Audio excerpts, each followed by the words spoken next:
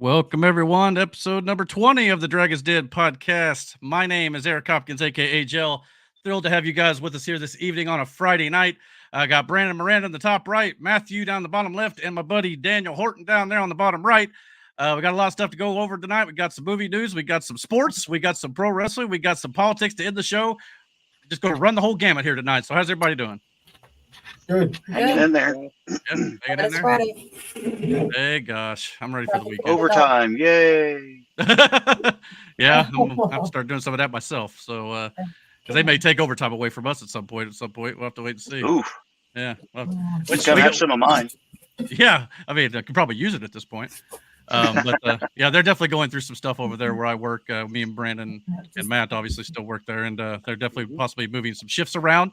I may be going to full second shift at some point come October. I'll have to wait and see, but they're definitely doing some stuff around there. We'll have to get all that sorted out and figure out how that's going to affect the podcast as well. Because that we talked about a little bit, maybe about moving it to Saturday if we have to, because if we're working until 11 p.m., it's going to kind of screw that up on Friday nights. But we'll discuss all that. We'll let you guys know if there's any changes moving forward and all that good stuff. But there is one change I wanted to let you guys know about. It's not fully up and running yet, but it is active. So if you want to go do so, we are now on Rumble. So if you want to follow us on Rumble, you can check that out at the link in the description box below. You can definitely do that and follow us over there as well. So if we ever get kicked off YouTube, you can definitely find us over there. They ain't going to be censoring us over there. So yeah, so go check us out over there. And like right now, I think the first 2 episodes of the podcast are up there, and probably within the next weeks, we'll probably start doing live shows on there as well as on YouTube at the same time. So just want to let you guys know about that. So now that all the house, I'm your third follower, by the way. Nice. Appreciate it. So yeah, it's going to be slow to get the followers over there, but hopefully once we start doing some live broadcasts and stuff, it'll kind of boost it and things like that. We're looking forward to that. So, yeah. So how's everything going with you guys? I just want to say thanks for noticing, Michael. We're on time tonight. Did you see his comments? Sorry, I didn't. Yeah. I know. Sometimes we get a little behind. Sorry. Looks like they changed up the comment stuff a little bit. Is it just me? Oh wow, yeah. I don't know if that's me or who did that, but anyway, it's a little different. So probably an update. Fancy. It covers up my whole face. Hey, I knew I liked it for a reason. Hey. Keep the comments coming, guys. Yep. All right. Love you, Matt. Yeah, we love you, buddy. We don't, brother. I miss you. Like I don't. Her aim's improving, but she misses you. And with fantasy football coming up, we're definitely going to be taking. Oh yeah, I'm not going to miss him anymore. Never mind. I take it. I know. Me and Miranda still got to get our keepers to you. Oh, you're fine. You still got a week. No problem. Flopping on the one. I know one for sure, and I have 2 that are. I don't know. Well, it's funny because we do keepers in our fantasy football league, and every year I have them, turn in 3 keepers they can keep in the league. And Matt sends me this morning. He's like, I want to keep Derrick Henry. I want to keep Derrick Henry, Jonathan Taylor, and Cooper Kupp. But the problem is he can only keep Cooper Kupp or Derrick Henry because they're both at a round 1 value. And I was like, Matt, you can't do that, buddy. I tried to cheat, but it didn't work. He tried to, but he's like, I'll take Jerry Jeudy. You know what? I applaud you for that. I applaud you for your honesty. I'm an honest cheater at it. So an honest cheater. Wow, that's definitely not something that goes on in Washington, but we'll get into that here in a little while.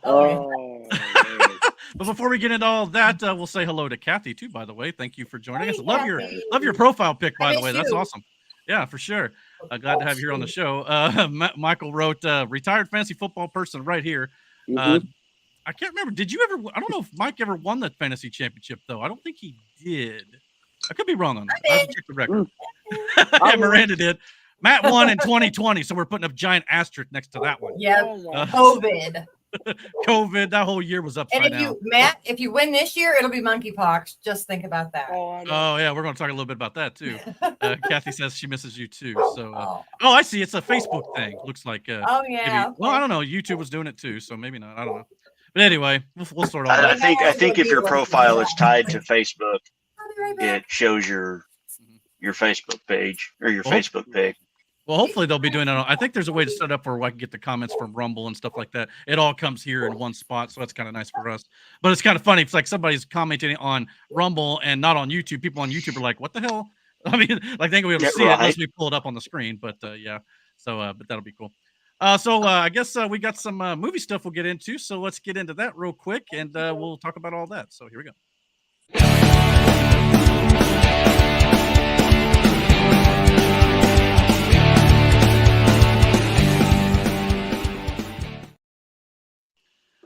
So I thought we'd go over a little bit of movie news from the last couple weeks. Actually, it's been a few weeks since we've had a show here, and I thought one of the biggest things we would talk about is, of course, that Disney held their annual convention D23 last weekend, and they had all sorts of little movie news out, things coming out about the stuff they're going to be doing over the next few years.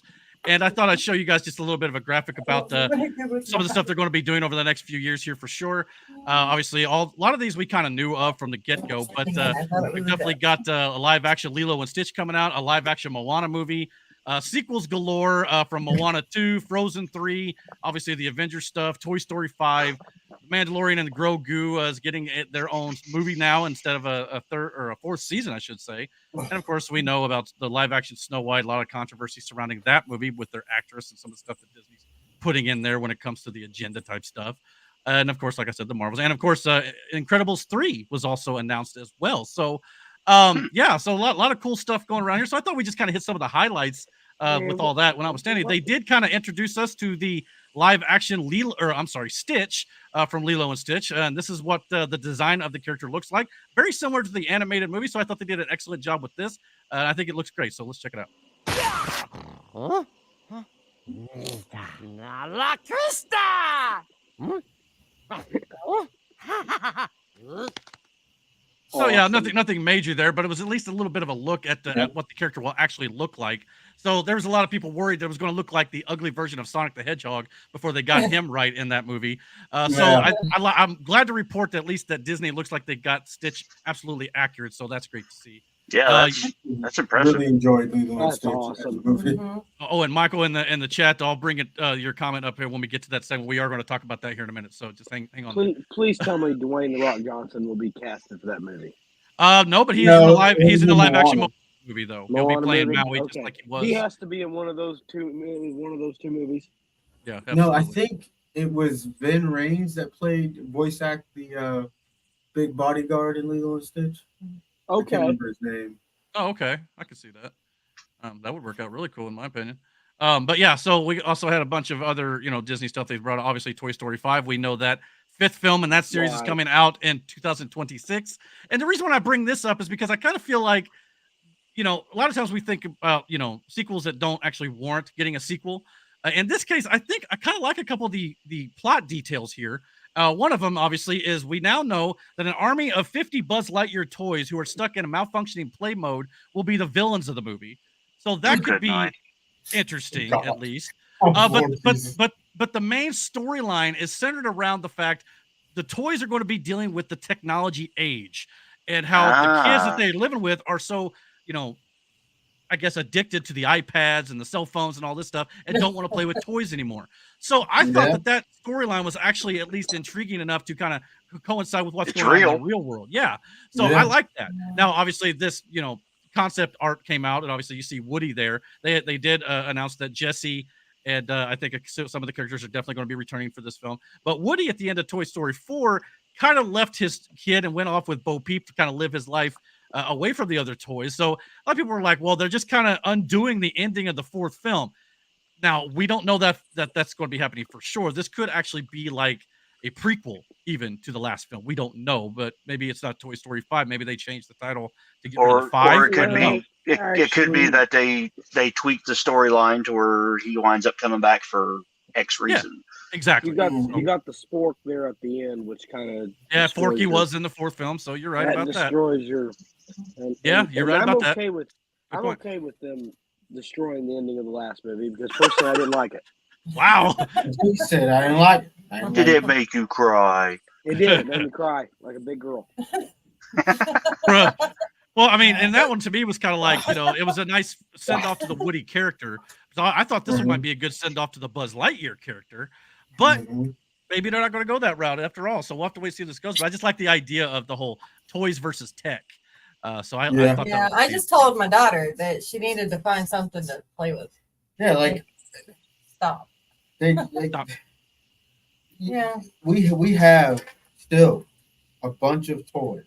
I have boxes of fucking toys.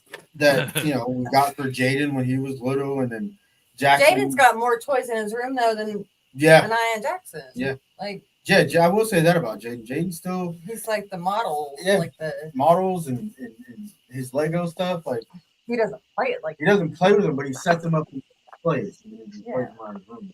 But he has more toys still now at 16 than Jackson and I. Hell, we just got rid of Rude, Michael. when we moved. Jaden had a big plastic tote, like dresser drawer Oh thing, yeah. full of Matchbox and Hot Wheels cars. And Oh, the yeah. Monster Trucks. And like, because every time we went to the store when he was a kid, he had to get a car or a monster truck. Yeah. And it like Everything. $1 something a pop. They were like not even $1. They were 97 cents a one. cheap. So we used to just get him these cars and stuff. And back then, though, he played with them. Yeah. So today they'd be like $5. Yeah. No, they're still under, I think, Really? $1.30. Ooh. I think. Don't Up hold a me to little, that but not much. Yeah. because But I yeah, mean, we like, still buy them for our boys. So I'm about to start buying them Matchbox cards again. yeah. I mean, I am with Mike here. I'm Team Toys against Team Tech. Yeah, I think all of us who grew up way. I know I'm not trying to date anybody here or anything, but maybe a little older on the older side of things. We definitely would probably side on the side of toys, but kids today would be completely different. So yeah, I had some dope toys though Yeah. when we were kids, man. Like whole fucking play sets. Like Mhm. I had my Ninja Turtles play set, like the whole situation. And you know what? We weren't rich. No, We could afford it though. Like we had shit. yeah. I had the Ertl farm set. I was a Cars toy kid. Oh, You know, I wasn't into action figures and stuff. was it that little red barn? Uh-huh. Okay, yeah, I think we all had that Yeah. at some point or something. Yeah, Yeah. That and Micro Machines. I still got. Oh, I some had of those. Micro Machines. Choking Yeah, my boys hazard play with now. my. Eh. I was Weed out the big weed. in. I was big in baby dolls for a long time. Mhm. Mike says, each of you, what was your favorite and we'll never get rid of it toy that you may still have? I don't have any of mine. I'll tell you Yeah. ones that I wish I would have kept and still had. My whole Ninja Turtle playset. Like I had from the Turtle Lair to Krang's Eye. I had that whole playset. I had the boat. I had the Jeep or the Turtle Van. I had all of the turtles. I even had the one where it was either Michelangelo or Donatello, but they were on a skateboard and you had to I pull had a ripcord and they would go. You know what I mean? huge ass totes of Barbie doll shit. Yeah. Oh, and I had a life size or that my size. You remember when they used to make those my size toys? I had a Voltron. Uh-huh. Oh yeah. Oh hell. Man, Mhm. all my GI Joes. I had buckets of GI Joes. Me and Oh, yeah. TJ used to freaking have wars. Like we set up Mhm. one base under my porch. That was usually where the shows Jaden were. likes the damn Transformers in the studio series. They're Oh, like God. $35 a pop now. Mhm. Oh yeah. His Amazon list is it's like probably $1,000 worth of shit. Well, that and toys, money went further back then, so you could get Yeah. toys for Mhm. what That's felt what like I'm less saying. money. Now, granted, I didn't have to work for it as much either. It was mostly, hey, mom, can I have that? That's what it We was. had Ames and Hills and Kmart to go. Like we had options. Well, hell, even the Walmart toy department was way cooler and way better back then. Yeah. I don't know if they just don't put much effort into it now because nobody buys them anymore, or what the deal is. I don't know. I got for Christmas one year. I got a like a big Tonka fire truck, ladder truck, and Oh, yeah. it wasn't Tonka. I think it was like Nyland or something I've like that. But seen- it was I along the remember same that truck. line. Yeah. Yeah, and Yeah. it's battery operated, and you turn the key, and it makes the startup sounds, and it's got the air horns and the siren, and Jaden when had something when like you that. push it or Mhm. when you move it forward and stop, it makes the sound like the air brakes kick in, and Oh, wow. it's pretty dope. It was like $50, something like that. Kathy says, I wish I still had my Rub-a-Dub doll and my Weeble Wobbles. Weebles always wobble, but they never fall down. They don't fall down, Uh-huh. And- brother. just to read it, Mike said he has his Bad News Bear. So, yeah. Ah, Mine's probably more like Micro Machines. I think I've probably got some old WWF Superstar wrestling figures somewhere. But I know I got the Micro Machines still somewhere for sure. But damn, dude. yeah. Yeah, Got all the toys. little Batmobiles, the Star Wars Micro Machines, all that sort of stuff. Uh, Still got that sort of thing. But Man, good stuff. I right remember there. when Batman would come out, he would have a different suit on every other series, like every other toy. I used to have one that was him in a snowblind camo suit. So it was like that white gray and black camo. You know what I mean? And he had like this thick cowl over his head, and his cape was like furry at the top. And then that's some dope ass toys when I was a kid. I hear you. Oh, I used to have a My Little Monster too. That came Sorry in for the the. audio interruption. I had coyotes in the background. You're fine. I booted you down. You guys remember those My Monster toys? Side. They were. I'd have to I look don't it up. remember them. They had like chains. Hold on. Yeah. Oh, Chains were- yeah. You know what I'm talking about? They look I got like on the they were streets like type blue. thing. Oh They no, look you're like right. a Okay, here's Muppet. one. Yeah, I remember this now. Yeah. So I can pull up a good picture of it. Maybe this website's being a little funny. It's like, wow, you can buy one now for the low price of $450. Oh my god. Good. Yeah. I Not. had one of those, Yeah. and then my On mom, eBay. because she thought it would be hilarious when Child's Play came out, she Mm. bought us a My Buddy doll. Well, it is. I guess you would Yeah. call it vintage now. So I guess there's Yeah. one up here above it I though know for I like was trying to get you $100. to say something the other night, and I can't remember what. Candyman, No, it wasn't Candyman. Beetlejuice. Man, that thing is hideous looking. What are you talking about, Matt? Those were man. Shut up. That's why y'all told Did that have a TV show or anything, or was it just a toy? I want to say it had a cartoon. Okay, I was gonna say I didn't. Yeah, I can't think of the name of it though. Can't think of it. Maybe it says here. I don't think it does, but there's a few others too, like different designs and stuff. But yeah, That was a dope toy back in the day. My Pet Monster. That's what My they're called. Pet Monster. Those were the days. Those were What the year was days. it? Did it come out? Oh, easily the 80s, I'm sure. Oh, really? Oh, that's probably why Easily. I don't recognize it. Yeah, exactly. But when it comes to some other D23 stuff, I thought we'd get back into here a little bit. We got the announcement, like I said, of Incredibles 3. I still haven't watched Awesome. the second Incredibles movies. It's pretty yet. good. Oh, Is it not that's a bad? good one. I like the first Yeah. one. I, I just think, never got I around to like it. the second one too. Yeah, it's a good one. Second one wasn't bad. I know the first one when I saw it, I was like, this is the way they should do the Fantastic Four whenever they do it in Marvel. That's why I always looked at it. It's I that wish family they dynamic. would, Eric. Yeah. I understand that. Well, hopefully they will at some point. We also got our first look at The Mandalorian and Grogu. Apparently they announced Lucasfilm that they have officially started shooting this movie already. Awesome. And we got our Oh, first okay, look at Garazeb Aurelios making his live action second debut, I suppose, full debut in this movie. He appeared in Ahsoka. And of course, Zeb Aurelios was in Star Wars Rebels, the animated series. So they're bringing him into live action. In that He ain't movie as as ugly well. in that picture.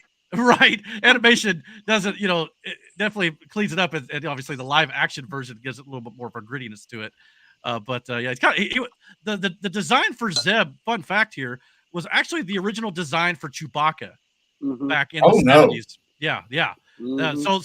So they took that old design and they revamped it for the Rebel series, which was basically, centered around old designs from the original Star Wars movies before they were updated for the film. So I And thought it that was works Looks kinda like a guy I used to work with. Whoa, pointy ears and purple head and all that sort of stuff. But Yeah, just the facial hair I can see. hella lone look. Yeah. Yeah, so we'll be getting that with that movie coming out. We also got our first look at Harrison Ford's Red Hulk in Captain America: Brave New World. Definitely Hulkish, but definitely got the red going on here for sure. Apparently he transformed while giving a speech as the president of the United States.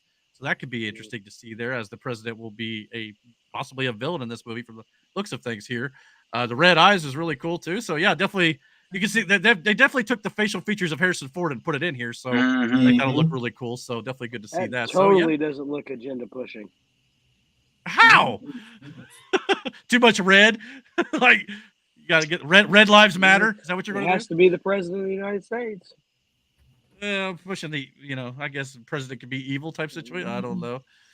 So yeah, I mean we'll have to wait and see what they do with that. But yeah, so I thought that would pretty much cover it for the D23 thing. So thoughts on all that? You excited for any of those movies? Frozen 3, like I said, there's a bunch of stuff coming out. The I know my Incredibles. I know my niece The is Incredibles look good. I know my niece is very excited for Frozen 3. It's now been pushed back to 2027 though. Oh my god, we have watched all the Frozen movies. Yeah. 2027? It wasn't that bad with Well, look at all they got coming out in the next 3 years. They had to move it somewhere. Oh, It's like, man, jeez. Zootopia 2 hopefully will be a good one. Yeah, that was. I like Yeah. Zootopia. That was a good Yeah. movie. Then They're gonna Wrong. put Freaky Friday ahead of Incredibles and Avenger. Are you kidding me? I mean, Disney's got a full slate, and this is probably what 2, 3, 4 films a year, easy. So, that don't even count the Marvel stuff probably in 2026 and 2027 outside of the Avengers movies too. So, yeah, this is why they are making bank. Whether we agree with some of their tactics and stuff that they do politically is another question. Yeah, hopefully but that'll just go away. Yeah, and to be honest, I'm encouraged at least a little bit when it comes to the Marvel side of things. There's actually reports even going around that apparently Marvel Studios had decided to fire some of their activists that have been working on their films. So if that's the case, that could be good. Now, Lucasfilm, not so much. that worries me a little bit. But is that true?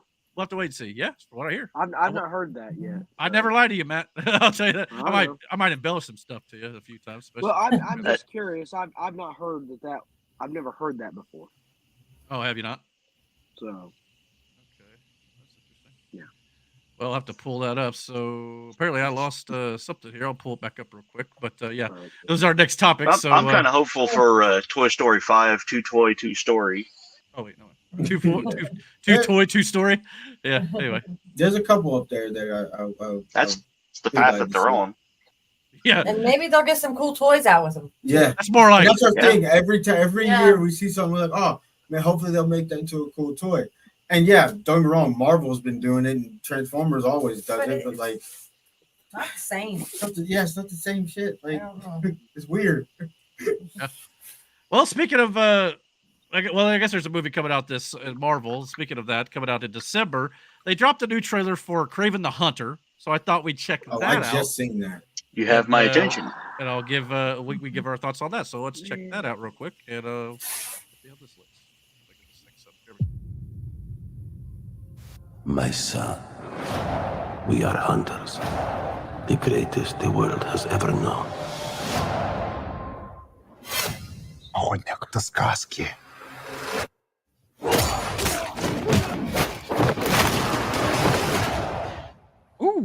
Сказки, правда. Well, definitely rated R.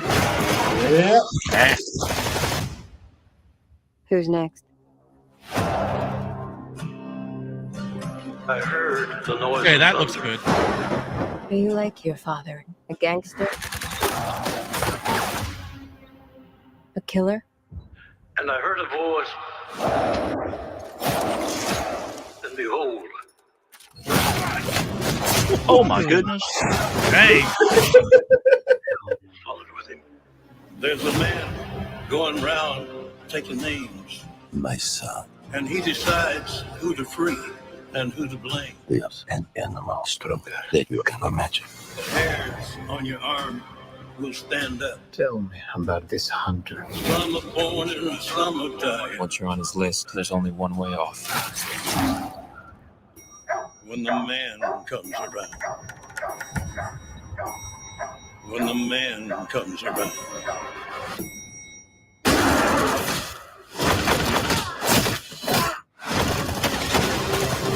Whoever is unjust. You think you're some kind of honor, some kind of code. Will be unjust still. You're just another man Whoever is righteous. hunting for a trophy, Let him be righteous still. just like our father. When the man comes around. When the man comes around. Embrace who you really are, son.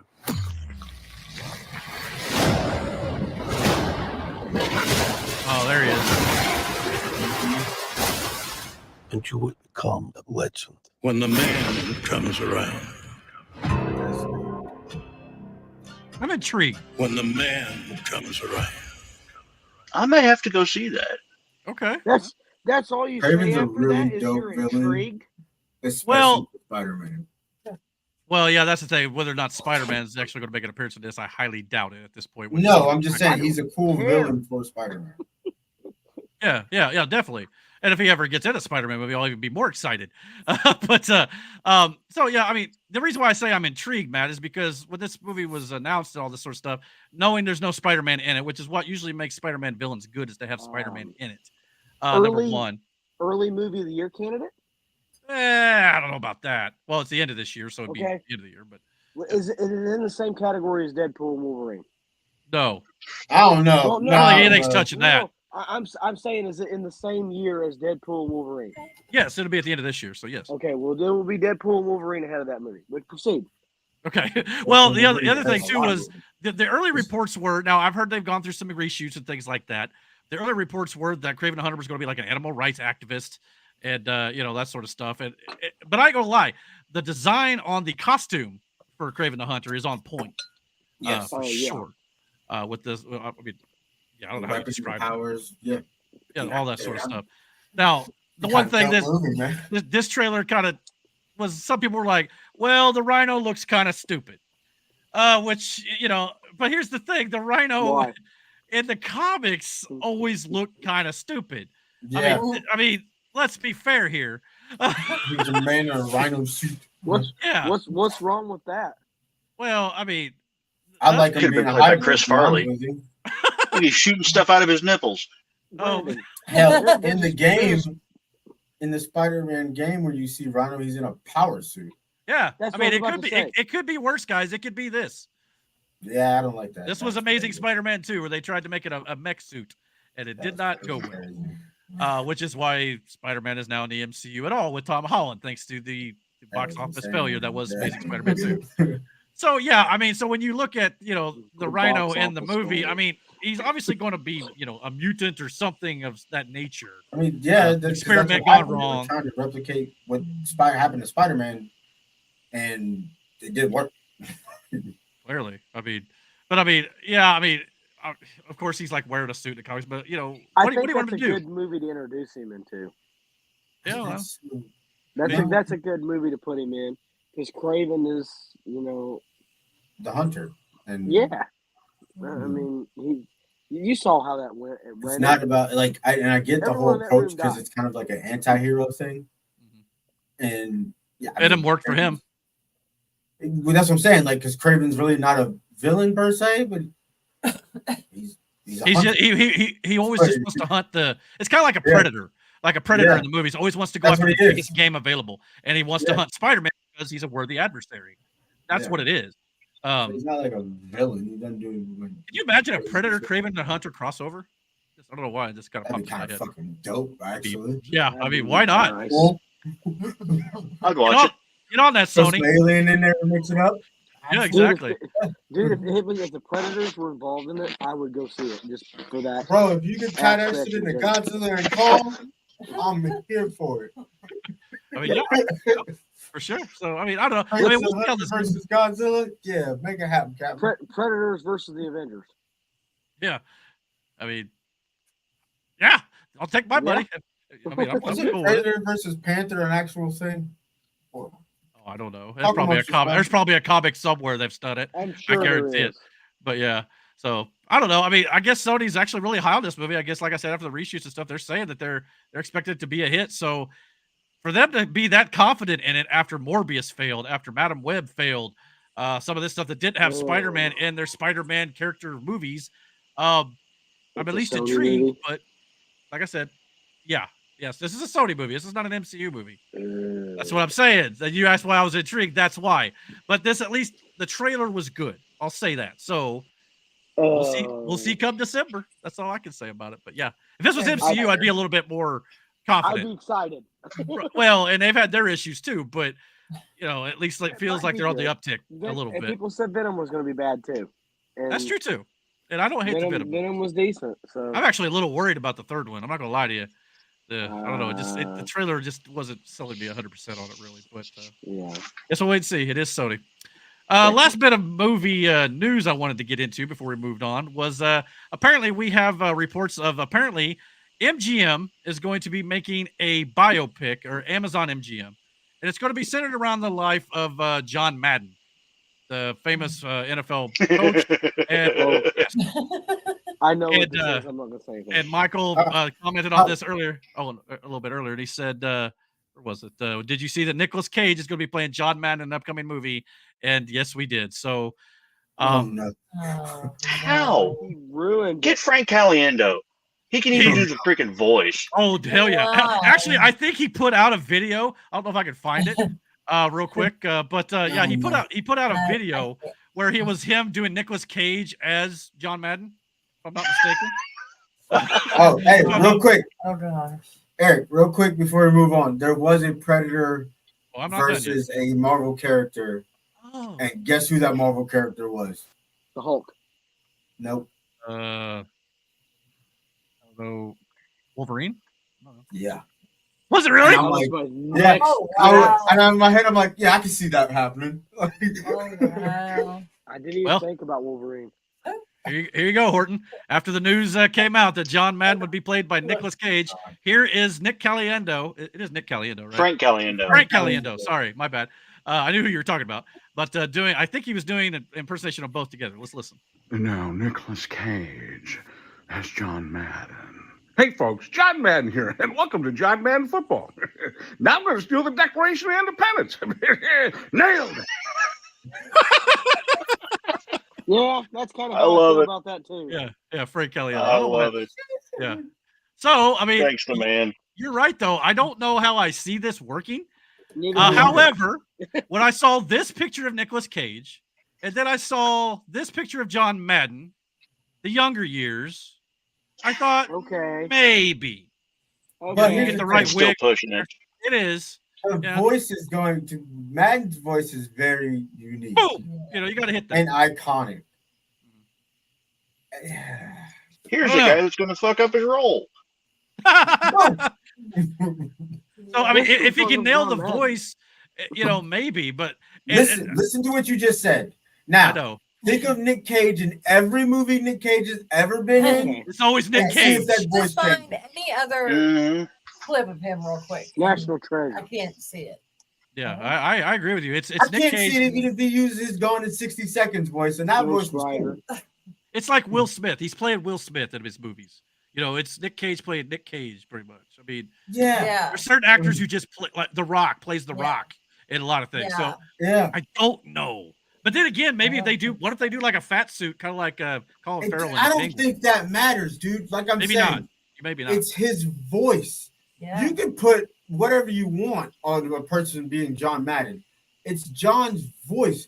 A lot of us Mhm. grew up listening to that voice due to his games because we weren't able to see him or he The wasn't. Thanksgiving game. Yeah. Mhm. And, I hear you. and the squiggly lines on the fucking TV, he's gonna come around here, he's gonna go. Boom. Yeah. I wonder if he'll be drawing, virtual penises like the real John Yeah. Madden. Oh gosh. Did that a few times. And the gonna tough go acting over acting here. commercials. Uh-huh. You remember Yeah. those where they spray? It goes boom, tough acting acting. I remember those. Yeah. Boom.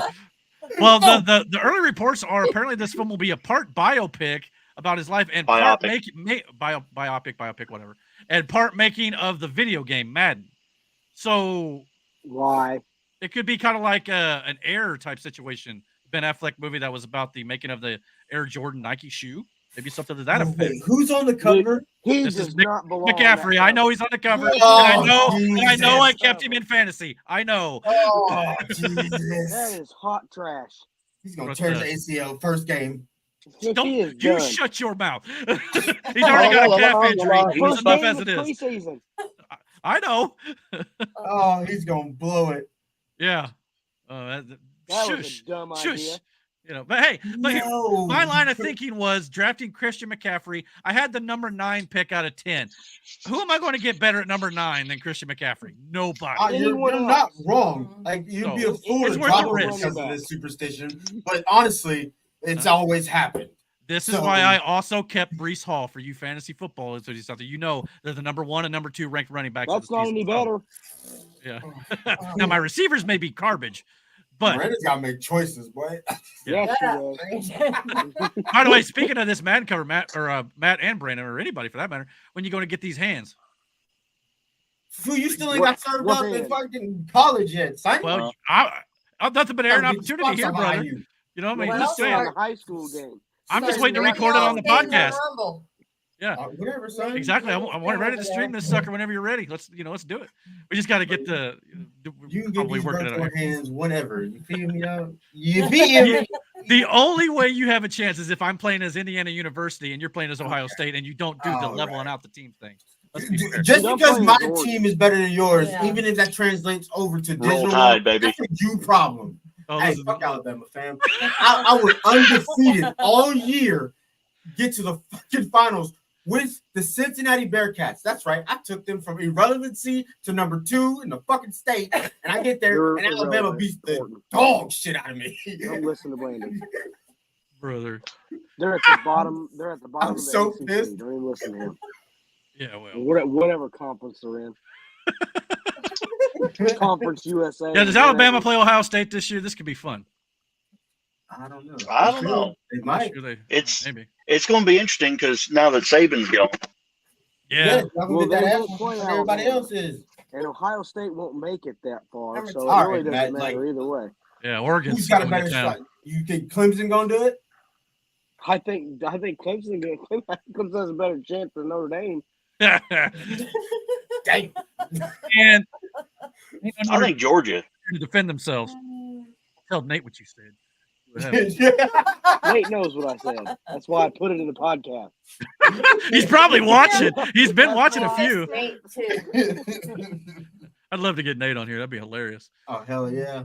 Maybe one day. We keep plugging away at it. Maybe one day. Yeah. Yeah, just have him. Tell him to come over your house Friday night. Yeah, Sit next to me. I mean, Yeah. he'd have to sit over here that way I can actually work the stuff. But yeah, we might be able to do that sometime. It'd be kind of crowded, but maybe. I probably got a spare microphone around here somewhere. I don't know. We'll find him. hell yeah! Figure it out. Get It's Nate somewhere on in the night Funko Pop. for a conversation. You shut We up. can talk. Speaking of toys, I still got some cool ones. But anyhow.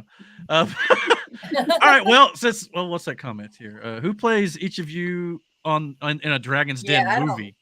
Oh I man. don't. I get Wesley Snipes to play me. Wesley Snipes. Taking off high yourself there. I don't know, man. I don't see there's too many people who could encapsulate my charm, yet wittiness and sarcasm and straight assholishness all in one go. Can it be deceased? And so actors? humble. I think Kevin Hart plays Exactly. Yeah, and I don't know who the fuck can handle all that. So Huh? Oh, Danny Yeah. DeVito. I half expected Brandon to say Denzel Washington, but no. I mean, Denzel could. I he mean, killed it I'll for play Training Day. myself. That's He played wild. Taylor Swift. Taylor Swift. Ouch. I knew that Baker. Yeah. No way in hell. Brandon's like, I just won't be in a movie then. Screw that. What about the chick that played Wednesday Addams back in the day? Christina Ricci. Well, I Winona Ryder? think she still does, doesn't she? Maybe. No, wait, she's Wednesday. played I can't by remember. somebody else now, I think. That's horrible. Yeah. Wait, what's that chick's name? I see her Mike face. says, does Hornswoggle play Matt or is Hornswoggle too tall? Yeah, oh my god! Give her Peter Dinklage. Peter Dinklage should be a good one. Yeah. I mean, I was that gonna guy's say, one of Wait, the who John the hell's Wayne. putting? Hey, I got the perfect person to play Eric. Oh no. Nicholas fucking. Oh Cage. hell. That's right. Anyway. I was gonna say Matthew McConaughey, but sure. Wow. All right. Nah, he ain't that all fucking. right. cool. My accent Pull ain't that that back. twang. I mean, it might be Southern Indiana, but it ain't that, you know. That's Speak not Mitchell slang. real quick. I got a rant about you, Indiana. I'm waiting for Horton to go. Indianers? off on me. Hoosiers. Whatever. Say You Bedford. Buckeyes over there. Hey, do me a favor. Say Bedford. Bedford. Okay. Horton, say it again. Bedford. There's a He said- fucking D in it, and I swear to God, I know. There everybody is. who I Bedford. said something about it at work. They never say the D. Bedford. It's Bedford. Bedford. Bedford. Bedford. I'm like, wait, what did you say? Matt did it the other day, and I almost ripped his head off. Bedford. I'm I'm from talking about Bedford. Bedford that way. Kathy wonders And who would play her, or who would I play? Who would play her? I rephrase, adjust. Random question. commenter number 1. I don't know what you would put her in the end credits. Sorry. I don't know what kind of camera time you playing on there. Just slow down. She's like an extra in the background because I mean we gotta get her on. You know what? Wow. You. Well, I'm just saying she's not. Yeah, anyway. No, Kathy's You don't on. get no camera time. It's like in Deadpool. Buck, Buck, you don't get any speaking lines anymore. Stop improvising. You know. It's one of those deals. Yeah. I don't know. We would get some esteemed actors to play you, Kathy. I Yeah. promise you.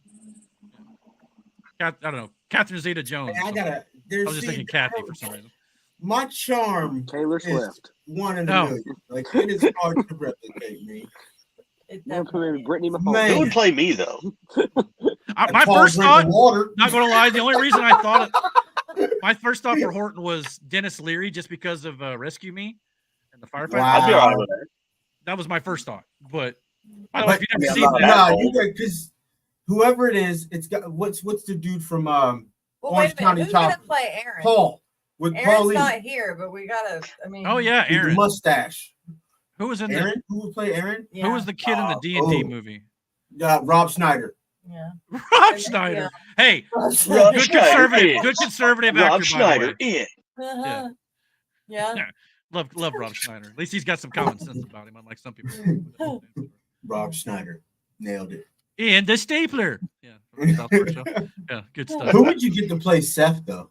I don't know. Or Ty? Ty. Oh my God, who would I? Chris. I mean, he's in there too. Chris? Who would I? Hi, oh, Chris. Chris. Yeah, Chris from Family Guy. You know, if he was still alive, you know who I would get to play Chris? If he was still alive? John Candy. Uh-huh. Yeah. Yeah. Well, but I mean, That's Chris is his- much smaller than John Yeah, Candy. But, John Candy. Yeah. yeah. Yeah. Love John Nailed Candy it. though. It's Yeah. Chris. John Candy finally getting a Funko Pop, by the way, for Planes, Trains, and Automobiles. Really? Yeah, and Nice. Uncle Buck. See, I was about to say Oh, Uncle yes, Buck you was my already favorite. pre-ordered it. Not yet, but I do want Oh. the set though with him and Steve Martin. The movie Uncle Buck was probably one We of my should see favorite if movies. we have any that you want that are. I'm always down to come take a look see. So Yeah, I still have I them mean, packed, the they're- majority of them. I Shit. know. getting rid of some, are we? I mean, Because we I don't don't have the shelf for them Like- yet. That's the hardest thing. But we still Trying to don't find a have, spot for like- him where it doesn't clutter the entire place. Yeah. I mean, you got to be very judicious about that. Trust me. Uh-huh. So yeah. But All see, all you right. got those big stands too. So Yeah, I've got stands and shelves, and if you can't tell from the background, I've got. Where are quite we a going to fit in that racing news, Eric? bit. We're Anyway, getting to it. Yeah, we'll move Okay. on. We got a little pro wrestling, then we're going to get into some sports too. So we'll get into that. But before we Okay. do that, let's get into pro wrestling talk a little bit here. If I can find the transition, here we go.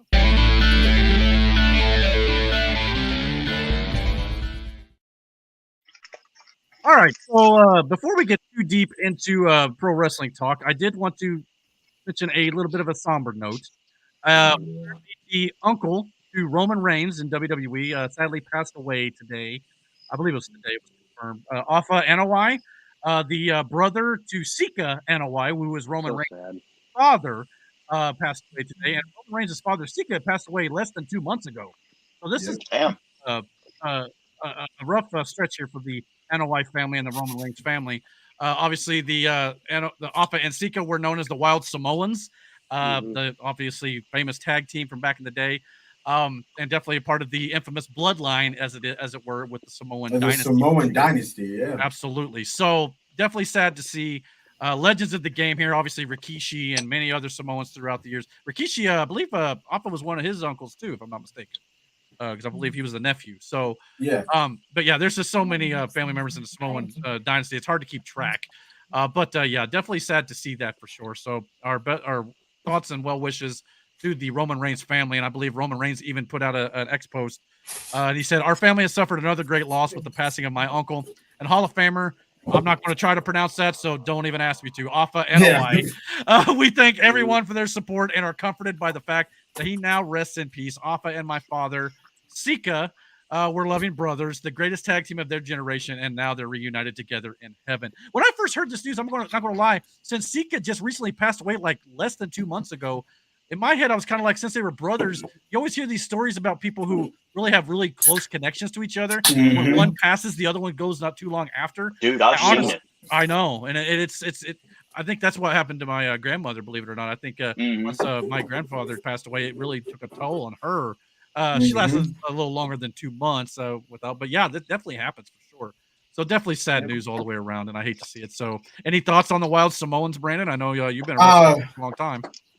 There used to be a school, and I was going to try to go to because I was taught by Alpha 6 years ago, and the Wild Samoans were dope. I didn't see much of them because by the time I was old enough to understand and watch wrestling, they weren't there. But I know of them. I've seen plenty of wrestling with them in it. And it's sad though. Like your dad passes away, then like 2 months later, your uncle, and we all know that like the Samoan family is very close, very close. So like, it's like you grieve, and then you barely get over that, and then this happens. You know, and it's I know Mike mentioned before the show started, he was texting me a little bit. I know Roman Reigns was supposed to be on SmackDown tonight. Let me know if he was, Mike, because I think it might be his last date for maybe about a month for SmackDown, which I kind of hate that he's back and now he's probably not going to be there every single week. But I understand it's Roman Reigns. He's a bit of an attraction. Yeah, so I'm just kind of curious if he was on the show tonight with all this news going on. Mike says his old bus driver had a twin brother and they died like a month apart. So, yeah, it's definitely a thing. That connection is so strong. Something. I mean, look at Carrie Fisher, who played Princess Leia in Star Wars. After she died, literally like the next day or 2 days, I think it was like the next day, her mother passed away. So the bond that they had was so strong.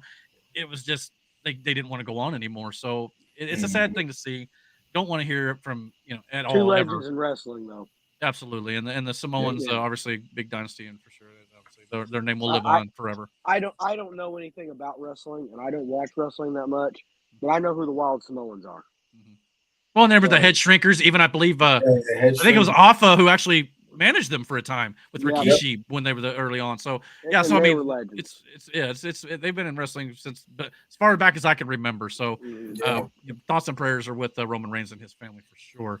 Mike said Roman Reigns definitely was on the show. He was laid out by Solo, Tana Tonga, Jacob Fatu, who was in a walking boot. Yeah, I think Jacob Fatu's actually hurt. Obviously, we haven't done a show since SummerSlam, but there was a spot in that match. I think Jacob's really good at his job. And that very well, and maybe he's just selling. That very well. If nothing else, it might just be minor enough to where it doesn't take him off television, but it's enough to where he's maybe not going to be in the ring. I don't know. But that was my first thought when I saw it. I got, oh, he's not even getting up to do the final thing at the end here, where Solo was kind of watching as Roman Reigns came out, obviously at the end of SummerSlam. He made his return to WWE ever since WrestleMania back in April, and he obviously attacked Solo Sikoa, who has been trying to take over his role as the tribal chief on WWE programming. And Jacob Fatu right there behind him wasn't even able to get to his feet. So it made me kind of think that maybe he was hurt, but I don't know. Either way, yeah. WWE knows where their money lies. Do you think the way they're pushing Jacob, the smart thing to do is have him in the ring just to get laid out by Roman? No, makes no sense. Well, true.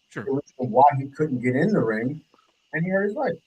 Well, I didn't expect him necessarily to get back in the ring. I just think that him and Solo probably could have stood up for that spot, but since Jacob couldn't, I think Solo stayed down to kind of give that effect where he's not standing and Jacob can't get up. That was my first thought.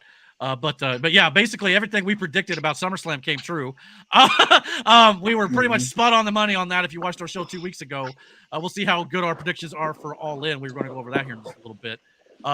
Yeah, so Roman Reigns definitely was the biggest story of the weekend, making his return to help out Cody Rhodes to retain his WWE Championship over Solo Sikoa. While he took out Solo Sikoa, gave him a Superman punch and a spear. Came out to some new theme music. Rest in peace to the old Tribal Chief music. Love that theme song. I'm sure this one will grow on me as well. Yeah, it was good to see that. And obviously, they're going to be setting up Roman Reigns versus Solo Sikoa probably at some point going down the line. Obviously, I think me and Brandon, we've talked here on the channel that we think it's going to be Bloodline versus Bloodline at Survivor Series first, maybe Solo and Roman at Rumble. That's my prediction in January here in Indianapolis. That's my first thought. And maybe Rock versus Cody at Rumble. That's kind of where I'm going with that, leading into Rock versus Roman at WrestleMania. I like a tag team match between Cody Rhodes and Roman Reigns. That would be interesting. Oh, teaming together. Considering that Cody took the title off Roman at WrestleMania. Yeah, definitely intriguing there. You might be able to do that first. There. Yeah, and then the whole can they coexist storyline with Cody and Roman for sure. Can there be two tribal chiefs? Well, that's my next thing. I wanted to take this a little bit. So we're glad to see Roman Reigns back, obviously, on WWE programming. Definitely a boost to the SmackDown brand, no doubt about it. But obviously, like we said, we expect the Bloodline feud to kind of maybe culminate at War Games and Survivor Series in November around Thanksgiving. But I wondered if Brandon, maybe had seen posts like this and wondered if this could be a possibility. Instead of Rock maybe joining Solo Sikoa, could Rock bring his own Bloodline faction in with like Hikuleo and a few other Samoans that are out there on the free agent market? And we might have a three-way faction match like a civil war at War Games, or will Rock just join Solo Sikoa as, you know, the final boss here and be the de facto tribal chief, even though Solo Sikoa is acting like a tribal chief, or he thinks he is in his own mind. So could this be a 3-way feud here with 3 teams, or just go with 2? Interesting. I saw this earlier this week and I'm like, maybe we're a little off here, but on the right track, but maybe doing something different. I don't know. Because you got Jimmy, Jay, and Can't they all just get along? And Sami Zayn. Sami Zayn. Okay. I mean, the original they- bloodline. And then Rock, Hikuleo in the back, and I don't know who the 2 guys are in between. I gotta get hold on, I gotta get the other chair. Okay. Oh man. But I love the first commenter. He said this is real Uzi. So I like Okay. that. So you got Hikuleo, Zilla, and Okay. Lance. Who's Lance? Never heard of him. He's Tama Tonga's brother. Yeah. Okay. So it's still kind of in that bloodline family a little bit still. Even if- Mhm. Okay. And Mike makes a good point too. Zilla, Okay. Zilla is Umaga's son. Oh, okay. Makes sense. And Mike mentioned, what if The Rock is a special referee for Roman Reigns versus Solo, final boss versus the final ref? I mean, you could. Yeah. That would definitely be intriguing. You get the 3 leaders, so to speak, possibly. It just depends on how much time Rock has to come back to television. I think that's a lot of it. With the filming of Monster Jam, which was just announced, by the way. Anyway. Monster Jam was also announced at D23. So Rock will be filming that. Obviously, he just got done with Red 1. He's probably going to be doing Moana live action film if he's not already started that already. So he's going to be busy too. But I fully expect Rock to at least come back by January leading into WrestleMania next year for sure. At least maybe making a surprise appearance at the end of Survivor Series. Maybe. I don't know. But yeah. Eric thinks it could be Roman versus. No, maybe. It's speculation, but yeah. I like that thought though, Eric. This is just some fan art I found online. At Rumble. I know, but I like the thought. And Rumble being Indy. Oh. So you get to see Roman. What month versus is that in? first day of February. Okay, well then that's the one we're gonna. Well, just to let you know, All right. tickets will probably be on sale September, October. So All right. Hopefully I'm not October. sure. Yeah, Hopefully. I need a little couple more months. Yeah, for sure. Yeah. And I think Mike said he was interested in going to Rumble too. So we'll have to keep everybody in mind here if anybody's interested. Yeah. By all means, It's let's not go. because I'm not trying. Listen, I've been up since 5 o'clock, worked 2 jobs today. So we're trying. I hear you. I understand. It's not easy for me. I got to start working some more overtime too, as long as I have it. So I understand that all the way. But yeah, if anybody's interested, we're supposed to be getting an email whenever I think pre-sales or whatever go on sale. So we should be first to know with the pre-order. I'm gonna find out if I'm signed up to the WWE newsletter or whatever. So I think they have a link you could sign up to get the email notification when they do go on sale. all right, So, bet. We'll talk about it when we're done. Then. exactly. Maybe Mike can help us out with that too. I think he sent me the link. Or I'll have to find it for you. But yeah.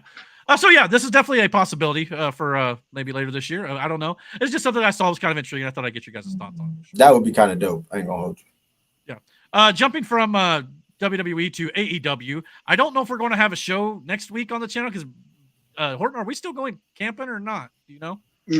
No, I think I got scrapped. Okay, well, that's the case. We'll have a show next week, no problem. But I was just like, originally, that was the plan, so I just thought I'd ask. But either way, we can go ahead and talk about this a little bit, I suppose. All in, AEW's London show at Wembley Stadium. When is this? It's on Sunday, August 25th.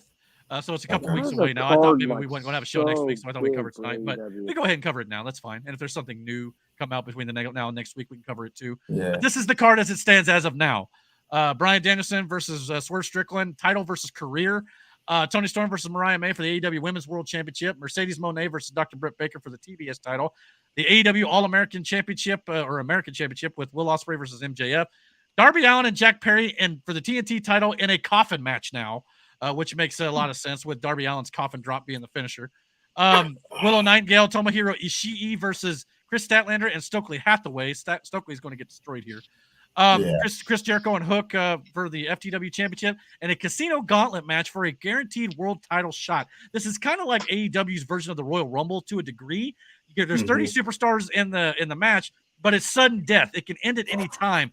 The first pinfall gets the win. So that just because there's 20 men in the match does not mean all 20 men will enter the ring.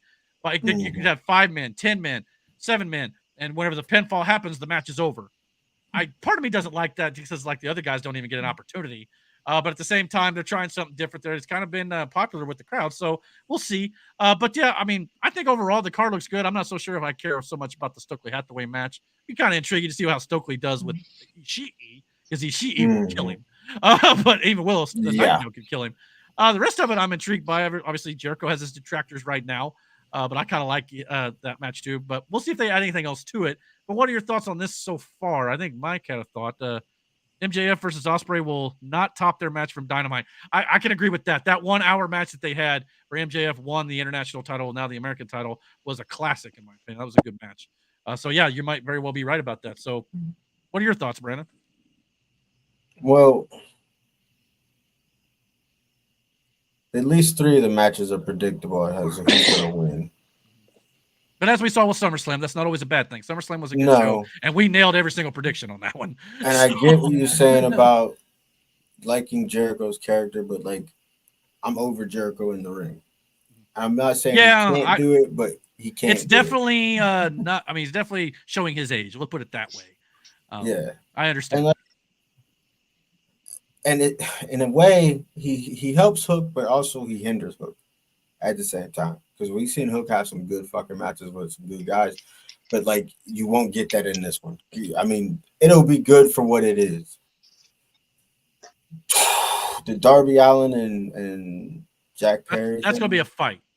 What that's going to be. I expect some broken glass on the 1 year anniversary. Well, 1 year anniversary of the CM Punk brawl at last year's All In, by the way. So you think that's going to be referenced for sure at some point. But yeah, I think MJF and Ospreay will be good. The one thing about that match that bugs me, MJF and Ospreay, is that for weeks, this is something I would rip WWE on. So I'm going to be fair here and rip AEW on this as well.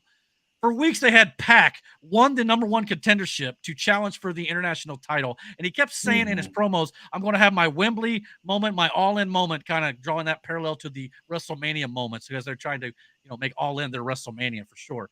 And then you give him the #1 contendership match and have him say that stuff. And then they were going to put him in a 6-man tag with the Lucha Brothers, who may be going to WWE now. And now that they're going to do that, that match is off. So now Pac's kind of left not doing anything when he should have been in the title match to begin with. And now they're saying, well, he's going to take on the winner between MJF and Ospreay at All Out a couple weeks later in Chicago.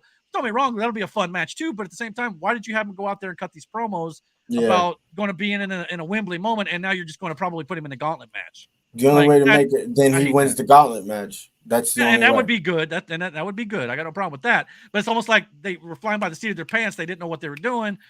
Because, granted, you could say, well, Lucha Brothers are going to WWE, so they had to do something. Fine, but they never should have booked him in a 6-man tag and that All In to begin with. It should have been with the American Championship from the jump because that was what he won the shot for. So that bugs me. So I'm just saying, if I want to rip WWE on it, I'm going to rip them too. But anyway, all things considered, I think it's a good. But here's the thing too, like if that's not, you're giving him that moment and all it was a waste, because you got to think about it. Ricochet's still supposed to debut at some point too, right? Yeah, that's a good point. That could very well be a good support. Yeah. So, like, you know what I mean? I have a question. Yeah. Why is the date on every? Well, they're individual posters that have been meshed together. Well, we all know it's on the same day. So why do we have to say? Well, Matt, what if somebody saw one of these posters? That's what I'm saying. So you mentioned together, yeah, they're all going to have it. I feel like there's a little bit of like overhypeness. Well, it is their biggest show of the year. This is AEW's WrestleMania. They're trying to dub it as that. So it's like, you know what? That's okay. No, it's August 25th. I thought maybe since I was not going to be here next week, we'd go ahead and cover it now. But why we got the old person wrestling the young person? Well, they're trying to get the young guy over. We get the old guy rub. I heard some craps going on with Baker and all that. Well, that was the thing too, where again we talked about this on the channel a couple of weeks ago, where Baker and I guess badmouthed him. It was like maybe badmouthed MJF in front of MJF's girlfriend or something that got back to MJF, and there was a suspension that may have happened there. She's not on suspension anymore. It was only for a few weeks. Obviously, you couldn't do it too long because this match is coming up in about a week's and a half time. You work with Brandon, Eric. You work with me. I work with you. We ain't gonna get along with everything.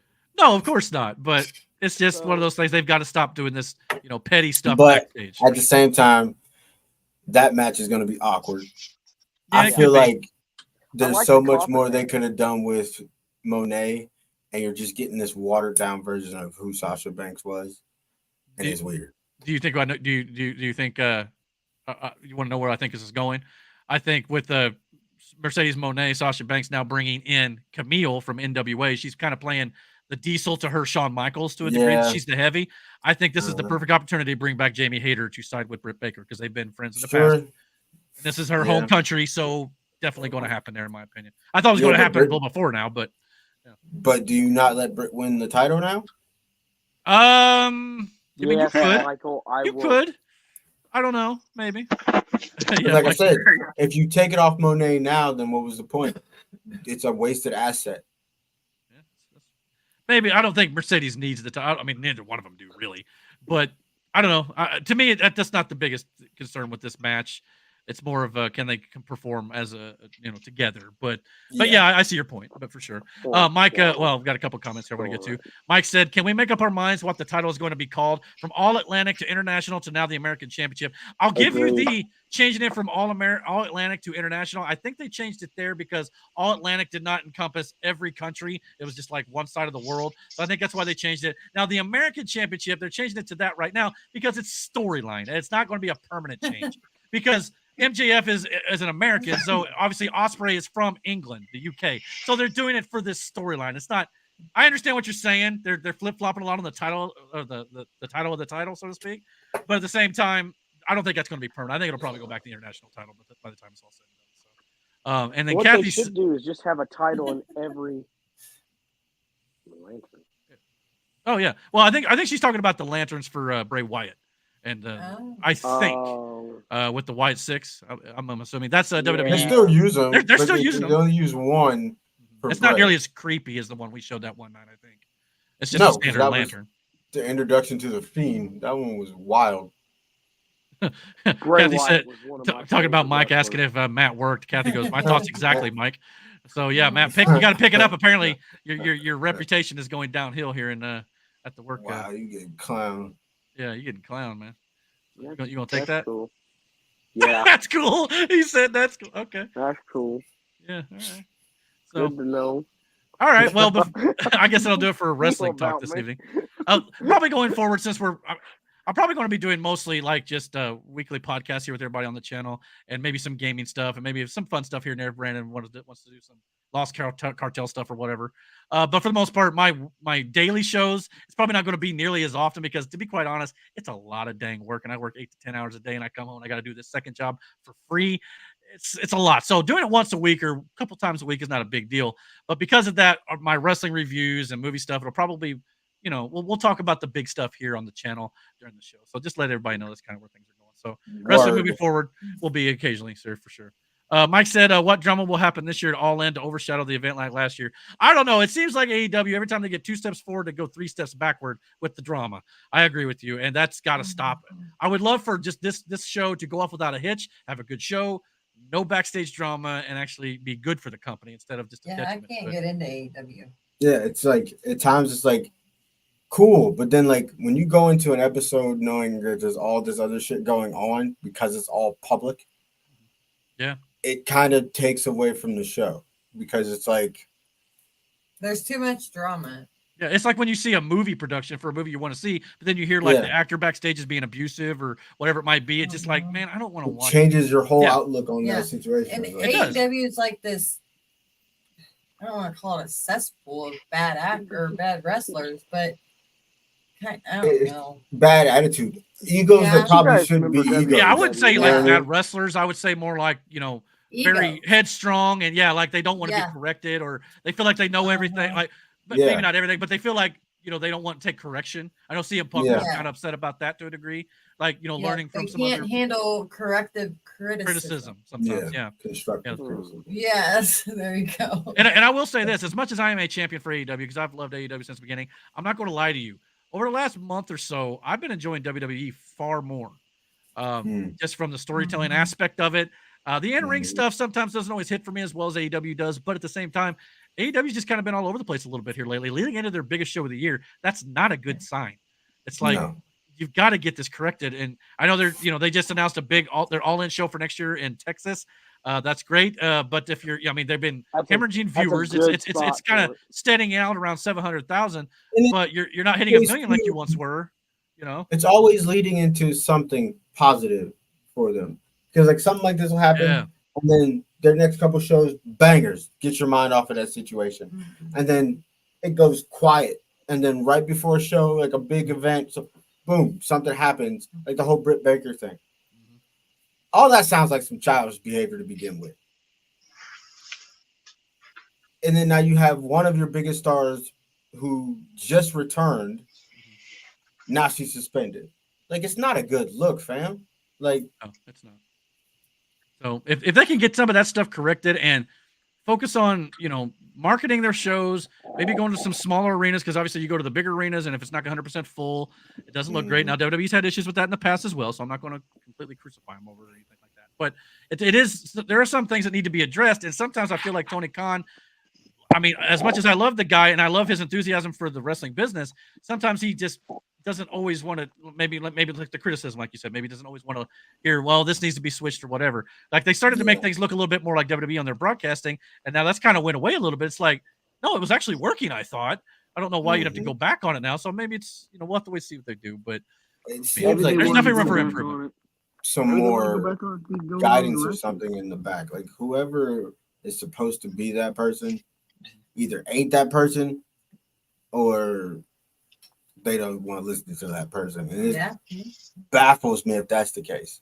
It kind of, I don't want to say it's as bad as WCW, because it's not. It's not anywhere close. Not yet. But there are certain things that are rearing their head like that. Look at what happened to WWE. They got better management, and now the stories are better. Well, and I've been saying forever. I've been saying forever that Tony Khan needs some other people to help him write stories, and he's probably got a few. But he is and like in Vince, he's the final say. But Tony Khan for a long time booked everything by himself. You need to kind of delegate a little bit of that, because it's too much, and eventually you're going to run out of ideas.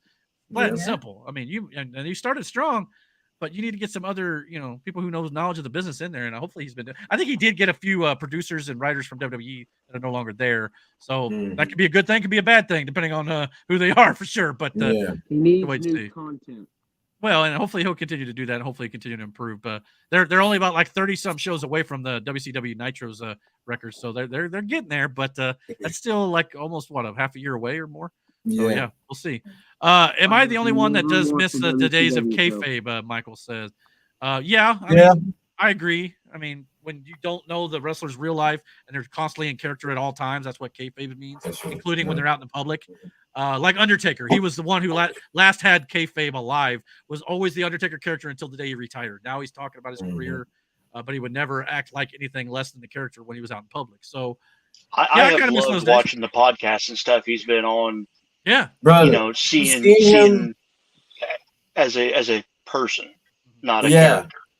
Yeah. And he's hilarious. Yeah, he is. I liked him as a character. Oh, I thought yeah, he was absolutely. an awesome wrestler. Horton, but it's just 1,000% agree with you, because like the first time I listened to Stone Cold's podcast and just hearing him, like, for the first like half hour of the show, he would just sit there, shoot the shit, talk about his day, talk about whatever construction was going on or something he was getting ready to do up at the ranch. Yeah. At the time, he had dogs at the time when he was doing his podcast. Yep. And they were in the room with him or whatever. Stone Cold. And he would just talk about this shit. And then bring the guest on. Or the guest might already be on and they're drinking at his house, margaritas, and talking about food. And then it's a casual conversation about their wrestling career. And it was dope. So like it felt like you were sitting in the room with him. Yeah. So because Taker was this, he was the dead man. He was terrifying when you first saw him, but then you sit down and like it's you could tell he was nervous in his first couple podcasts that he ever did, but then now he has his own where it's just like him just chilling with an old friend, and then they bring somebody on, they talk to them, and it's like this fucking Undertaker just having a casual ass conversation with somebody. And for the first half of his wrestling career, the motherfucker didn't speak. Yeah. Who knew the guy could talk so well? I mean, yeah, he got promos here and there, but his promos were always like, rested. You know, that was the whole character thing. It wasn't him just talking, you know. He did a little bit of that when he was the biker character a little bit, but even then he was like, he had to play the tough biker dude, always chewing on his chew, you know, that sort of thing, spitting, you know, the whole thing. But yeah. Speaking of Stone Cold, though, have you ever listened to seen his videos with his cat Poncho? Yes. Yeah. Damn it, Poncho! Get back here, you mother! Yeah, I love that damn cat. He's hilarious.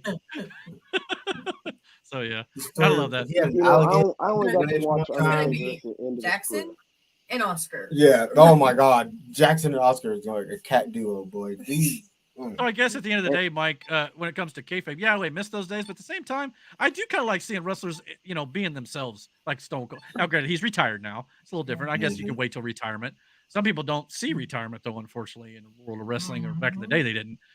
So, I mean, in a way, I kind of understand. Like a guy like Adam Cole, who's got his Chugs Twitch stream where he plays video games all the time. Hilarious. You know, awesome, too. So, I mean, you got Johnny Gargano Gargano there. Yeah. They show how human they Hell, are. Shayna Baszler. Mia Yim. Mia Yim. Oh, yeah. I follow all of them on YouTube, by the way, too. Yeah, But they got some good channels. I tell you right now, Chugs and Evil Uno did the video game Evil stream. Uno, Yeah. Gargano stream all the damn time. All the time. Like Gargano did a stream when college football came out. I watched him do that stream. Yeah, I watched him. He played the Browns and two. I was like, "You trash!" Like I'm not watching. Hey, Brandon, they're putting us to shame. We gotta get on it, man. Yeah. All right. Well, kind of continuing with the sports world. Going to move on to something here that was brought to my attention by Dan Horton and Matt this morning. It's a little bit somber, but we'll get into a little bit more optimistic things after that. But I want Horton. I guess he was the one who mentioned it first, so I guess if he wants to, you cool explaining what's going on with him. Go ahead. Dan. Yeah. So, sad day in the world of dirt late model racing. Scott Bloomquist, who is undoubtedly the greatest guy to step into a dirt late model, passed away. He was flying his personal 1938 Piper Cub, and he was flying it around the family farm, and ended up crashing it into a barn, and apparently it caught fire, and he unfortunately lost his life. It's a really sad deal, and because pretty much like if you're involved with dirt racing in general, you know who Scott Bloomquist is. Yeah. He's you know, people use the word legend, but I've got some stats here. He's the 2002 Dirt Late Model Hall of Fame inductee, a 9-time champion over 3 different series, the World of Outlaws Late Models, the Lucas Oil Dirt Late Model Series, and the old Hava Tampa Late Model Series. His most recent championship was in 2016. Last handful of years, he's been kind of battling some issues. He had a motorcycle wreck, and that kind of set him back. But still, anytime Bloomer stepped in the car, you know he was going to be a force to be reckoned with. He racked up over his career. He racked up 600 wins, including 8 late model dirt late model dreams, which is basically kind of like their Daytona 500, Indy 500. 4 World 100s, again another crown jewel event, and plus wins across all other of the crown jewel dirt races for the late models. He even stepped into when they done the dirt race with the truck series at Eldora. He stepped into one of those trucks that was owned by Kyle Busch, and I think he held his own that night, but he ended up not winning it. But yeah, again, I mean, he was absolute force to be reckoned with over his career, and you know, it's going to be hard to fill them shoes, and I don't think there ever will be. There'll never be another Bloomer. You know. Now, I think World Racing Group CEO put out a statement, said Scott Bloomquist's legendary status not only grew only grew out of his accomplishments on track, but his innovations throughout the dirt late model industry. He played a key role with dirt car racing and the World of Outlaws, helping to rebuild the World of Outlaws late models so it could grow into what it's become today. His influences also helped the evolution of racetracks and chassis over the years. Bloomquist's passion for the sport and innovative mind will be deeply missed by all. How old was he? Do you know? 60. He was 60. Still, that still feels way too young. I will say this. I'm an advocate dirt racing fan. I've watched dirt racing since I was 3 years old. Scott Bloomquist, if you turn on the Lucas Oil series or you turn on a World of Outlaws series, any big high paying race, Bloomquist would find his way into that field no matter if he was in the back or if he was in the front. And he would manipulate that car like nobody else would. And he was a shoe, man.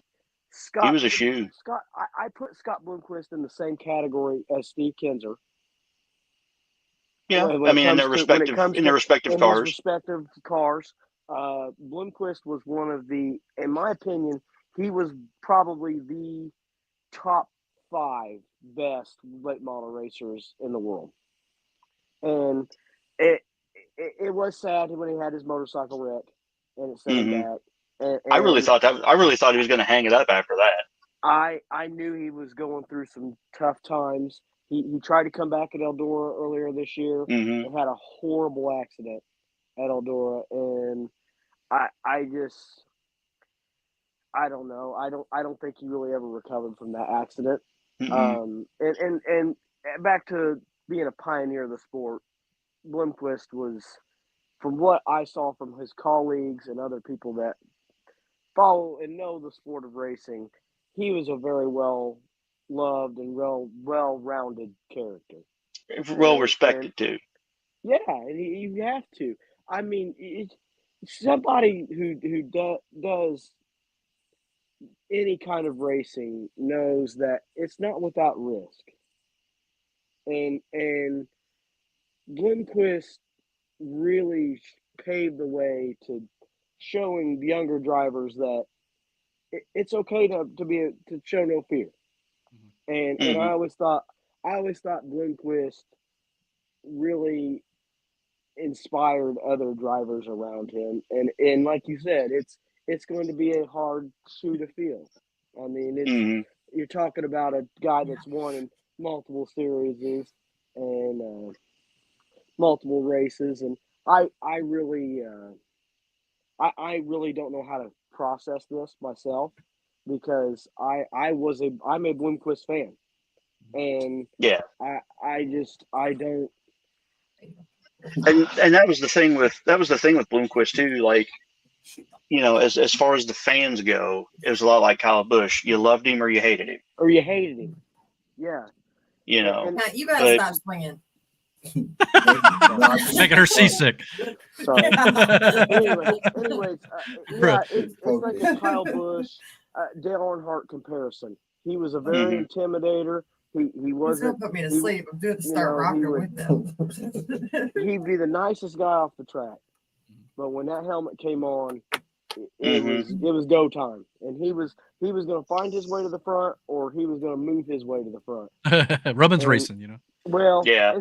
I never really necessarily cared for him, but I also recognize talent when I see it. And that dude, I mean, if it was on dirt, he could be in a shopping cart and he'd win. He's like the same as Tony Stewart, Kyle Larson. It's the same kind of.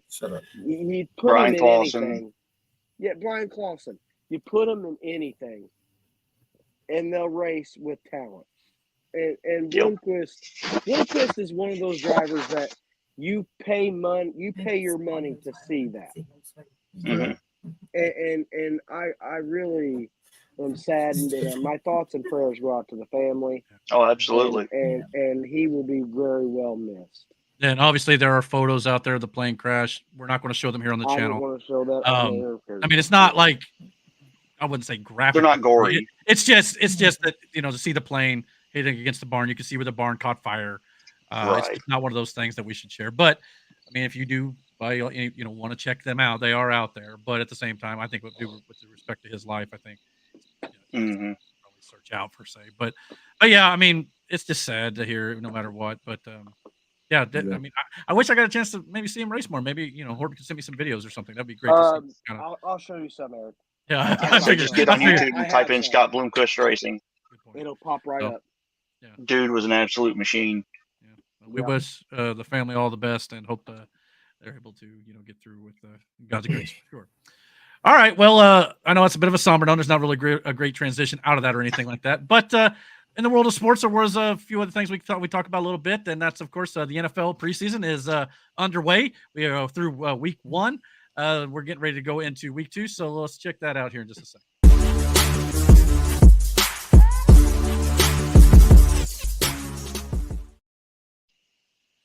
All right, so NFL. I like that graphic. The graphic's pretty dope. I've got a couple of those NFL ones for sure, but yeah. So you ain't hearing any like audio feedback or any like double audio, are you? No, Nope. sounds good. I hope I'm going to go back and watch this after it's over. Hopefully we got that sorted out. I think I might know what caused it. So hopefully we won't have that going forward. We'll see. So yeah. Well, we're going to talk a little bit about the Steelers too, a little bit. NFL week 1, the preseason is in the books, and just to kind of go over a little bit of the highs and lows, I suppose.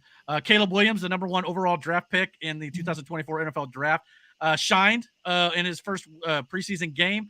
Looks like the Bears, if he plays like that in the regular season, they've got somebody. So I'm sure Rocky, Chris, and some of the friends here we work with and things like that are probably thrilled. The rest of the NFC North, maybe not so much. But yeah, we'll have to wait and see. But it was good to see that from the young rookie for sure. I know he kind of took some flack in college, maybe for some of his antics or whatnot, maybe a little bit. I'm not so sure. Not really. I don't think the Bears missed on that pick. I think that was a well thought out pick. I think they did their homework, and it's going to pay off for them if they be patient enough. So what round you drafted him in fantasy football, Matt? Round 2? Not because he's a rookie quarterback. But that means you keep him for 3 years in our league. Just saying. Mm-hmm. So I know. Speaking of rookie quarterbacks, Bo Nix of the Denver Broncos absolutely did a pretty good job of kind of making the Colts secondary defense look like garbage. That's for sure. So I thought he had a pretty good week. Whether or not he's going to be the starter. So you're saying it's just another year? Round 7. I'm not ready to go that far yet, but maybe. We'll wait and see for sure. We also had a few injuries we're going to get into a little bit here. Biggest one, obviously, is Vikings rookie quarterback out of Michigan, J.J. McCarthy, tore his meniscus, and he will be out for the season following surgery there. So they're stuck with Sam Darnold now in Minnesota. From the looks this of things. was my plan from the start this year, so I have to now go back to the drawing board. You're going to go draft J.J. McCarthy? I mean, you can still draft him. You just can't use him this year. I was looking at J.J. McCarthy. Put him on the IR and keep him next year. I knew. But it's not against the rules. About it, if you think about it, the Patriots at one point were stuck with some guy named Tom Brady. Good point. Yeah, I mean, Sam Darnold's no Tom Brady.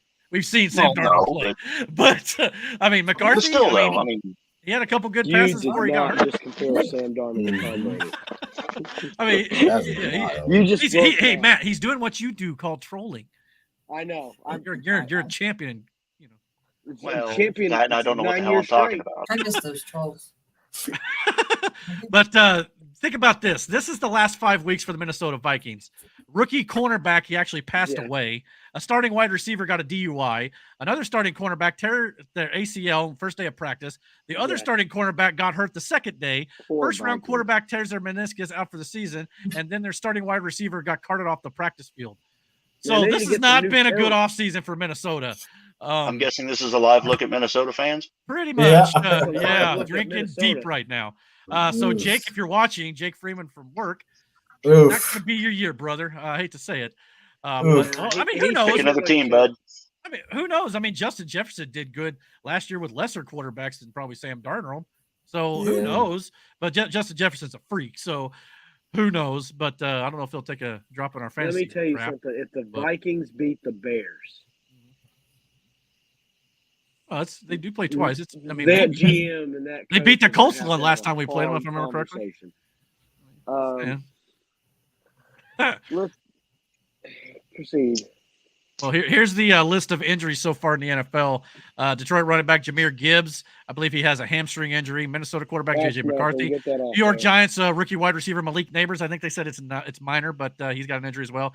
Kansas City wide receiver Hollywood Brown. I think he tore his shoulder out of its socket. Had to go to the hospital and stay there overnight.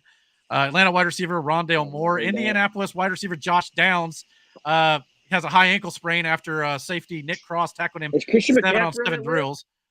Christian McCaffrey has a calf injury, but I don't believe it'll be serious. Knock on wood for my fantasy team. Madden curse as well. Madden curse already happened. Oh, wait. First of all, the Madden curse the last 2 years. 2 years ago was Patrick Mahomes and Tom Brady. Both of them had good seasons. Patrick Mahomes won a Super Bowl. Last year, who was it? It was Josh Allen. He had a pretty good year. So they kind of put no, he did not. Yeah, statistically, he did. Yeah, okay. I mean, it wasn't. Josh Allen had a great year. That's my boy. Don't talk about my boy like that. New York Giants running back. Them's fighting words. And apparently 2 wide receivers are sitting out for contract reasons. CeeDee Lamb and Jamar Chase are holding out right now for contracts. So if you're drafting them, I'm not keep that in mind. Jamar Chase this year. Well, you can't. You had to throw him back. Well, I can't wait to I just want to point something out. Else. Go ahead. Tim Waltz is from Minnesota. Karma's a so, which we're going to talk about him a little bit too. But I thought I mentioned Josh Downs, like I said, the up and coming second string, or not second, he's a wide receiver 2 on the depth chart, right behind Michael Pittman Jr. and obviously a favorite target of Anthony Richardson. Hopefully the high ankle sprain will not be lingering in the season. However, these things do tend to do that. So hopefully it doesn't affect his second year here, but we did draft Adonai Mitchell and we still have Alec Pierce. So we do have some depth there, thank God. But a little concerning. That's why you have the depth there. Yeah, for sure. So hopefully this won't be a long-term thing, but something to keep an eye on here if you're a Colts fan for sure. Speaking of the Pittsburgh Steelers, though, it has been announced that Russell Wilson will play for the Steelers on Saturday night against the Bills tomorrow night. So excited to see that, Miranda? Yes, I am. Yeah. What do you think of Justin Fields last week? I know he got most of the snaps, I think. Yeah, we didn't even hardly watch it. No, that's preseason. I understand. About halftime. Neither did most of Pittsburgh. So it's okay. And not to mention, Brandon, they already announced that the Colts, all the starters will not play tomorrow. So not a whole lot of reason to watch the Colts unless you just want to see some backups. Maybe Flacco might be worth checking out. Flacco, see what he looks like. I know if Aaron's watching the show, he probably would like to do that because he says he's going to draft him in the fantasy league. Miranda, I can't wait. Mike Tomlin could win with 11 guys he picked out of the crowd. Flacco? So I would Mike Tomlin. Oh, Tomlin. He could pick with. My one concern with the Pittsburgh Steelers this year, I think they're definitely better when it comes to the players and the stuff. I mean, and obviously Mike Tomlin's still there. My concern is Arthur Smith, who was the head coach of the Atlanta Falcons last year, who would not give the ball to Bijan Robinson, who would not give the ball to Drake London, who somehow couldn't get the ball to Kyle Pitts, who's supposed to be their big-time tight end, is now the Pittsburgh Steelers offensive coordinator. Yeah. Now, does that necessarily mean that he's going to suck at that position? No, because a lot of times coaches or offensive coordinators who go to be head coaches don't work out. Sometimes going back to the offensive coordinator and they're just fine. So this may be just fine, and Mike Tomlin's still running the team. So I'm not uber concerned, but at the same time, that is like, ooh, it was so bad in Atlanta. It's got that stench all over him. You got rid of what was his name? Matt. Who was it? Aberflus? Is he the one who was the? He might have been around in there at some point. I don't know. You get rid of Matt. He's a defensive coordinator, though. I thought. And you replace him with Arthur Smith. Okay. I couldn't tell you who the offensive coordinator was. Why? All I know is you're definitely getting an upgrade at quarterback, whether it be Justin Fields or Russell Wilson. So I would hope that George Pickens would have a better year. And Najee and they drafted some offensive linemen. So you would think they'd be on the uptick here in Pittsburgh. So I'm interested to see Russell Wilson tomorrow, see what he looks like. I worry about Russell Wilson. Well, I mean, just because he had a bad time in Denver doesn't mean it can't work somewhere else. He was good in Seattle. I'm not trying to rain on your parade. I'm not trying to be a troll. I'm not trying to be an a-hole. Maybe a little. I'm just scared that Russell Wilson will be Russell Wilson from Denver. Well, he's got a better coach. Now, granted, Sean Payton came in there, but him and Sean Payton didn't gel. I like Justin Fields more than I do Russell Wilson. Well, according to what Brandon told me, he said Justin Fields looked pretty decent last week from what they saw. So he did need to start. I like. Well, yeah, he Justin had to Fields. because Russell didn't play. But yeah, Mhm. so I don't know. We'll I have to think wait and see. Justin Fields would be a better for the long haul for the Steelers. I don't know about Russell. Yeah, I don't trust it. Look, Russ on paper wasn't a bad quarterback last year. Right. But He's Brandon, just me and you on a talked shitty about team. this. We did Oh, have I one know you- preseason. Oh, Go ahead.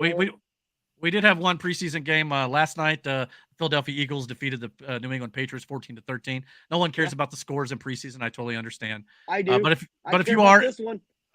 but if you are interested in the NFL week 2 preseason, here is the dates and times and teams and all this sort of good stuff. So check what that are you out. doing? You just ruined the moment. Why? Because the Patriots lost? Is that why? That's how they lost. I didn't see it, so I don't know. I didn't Oh my watch it. God, Eric, you didn't watch it? No, I know they were leading like 13 to It was 6. a bad snap, and they lost because of that. Well, that's why you get this out of the way now in preseason. Now, granted, no offense to Patriots fans out there. No, I take that back. A lot of offense to Patriot fans out there because I can't stand that team. But I hope the Patriots lose every game this year. And, and this may happen all the time this year because that team is probably not going to be that great. I hate to say it. They just don't have the personnel right now. Give them a few years. We ain't got a lot of room to talk. Yeah. Well, we're better than the Patriots right now. We should be based on roster. We got all the room to talk. But you're right. They got to show it, though. They got to earn the respect. So I agree with you there. So, yeah, we'll have to wait and see what happens there. So, yeah, that'll, I guess, do it for the NFL. So, unless you guys have anything else you want to talk about on the No, I don't want to talk about it. Man, we're playing the Cardinals. Who? Yeah, we're playing the Cardinals, and Marvin Harrison Jr. will be in town tomorrow here in Indianapolis for the Colts. He's hurt. Well, I don't know if he's hurt. Is he hurt? He's a healthy scratch. Well, that may just because it's preseason. They don't want to get him hurt. That's got nothing to do with injury per Like se. I always say, it's the preseason. The games don't count, but the injuries do. Well, Exactly. it's just I don't know about how good Ohio State wide receivers are in the NFL. Oh, here we go. Well, I mean, he's kind of got a point. I do have a point. I'm not saying he doesn't. Right. I mean, I'm not saying that, they're not Okay, all on to bad. you on Trump. Sorry, I'm looking ahead here, just making sure all the tabs didn't go to sleep on me. All right, so now that Matt brought it up, I guess we'll get into the political and news stuff here on here. So let's check out this here. Nothing worth doing is ever easy. You'll have bad moments. You gotta love what you're doing. And if you don't, just do something else. Keep standing up always for your values. Keep loving your country. And one of the most important things, never, ever quit. Never quit. Then ask yourself, what imprint will you leave in the sands of history? What will future Americans say we did in our brief time right here on Earth? Did we take risks? Did we dare to defy expectations? Did we challenge accepted wisdom and take on established systems? In my short time in Washington, I've seen firsthand how the system is broken. A small group of failed voices who think they know everything and understand everyone want to tell everybody else how to live and what to do and how to think. But you aren't going to let other people tell you what you believe, especially when you know that you're right. I know that each of you will be a warrior for the truth. Will be a warrior for our country and for your family. I know that each of you will do what is right, not what is the easy way. And that you will be true to yourself and your country and your beliefs. Remember this, nothing worth doing ever came easy. Following your convictions means you must be willing to face criticism from those who lack courage or the guts or the stamina to take it and to do it. It's called the road less traveled.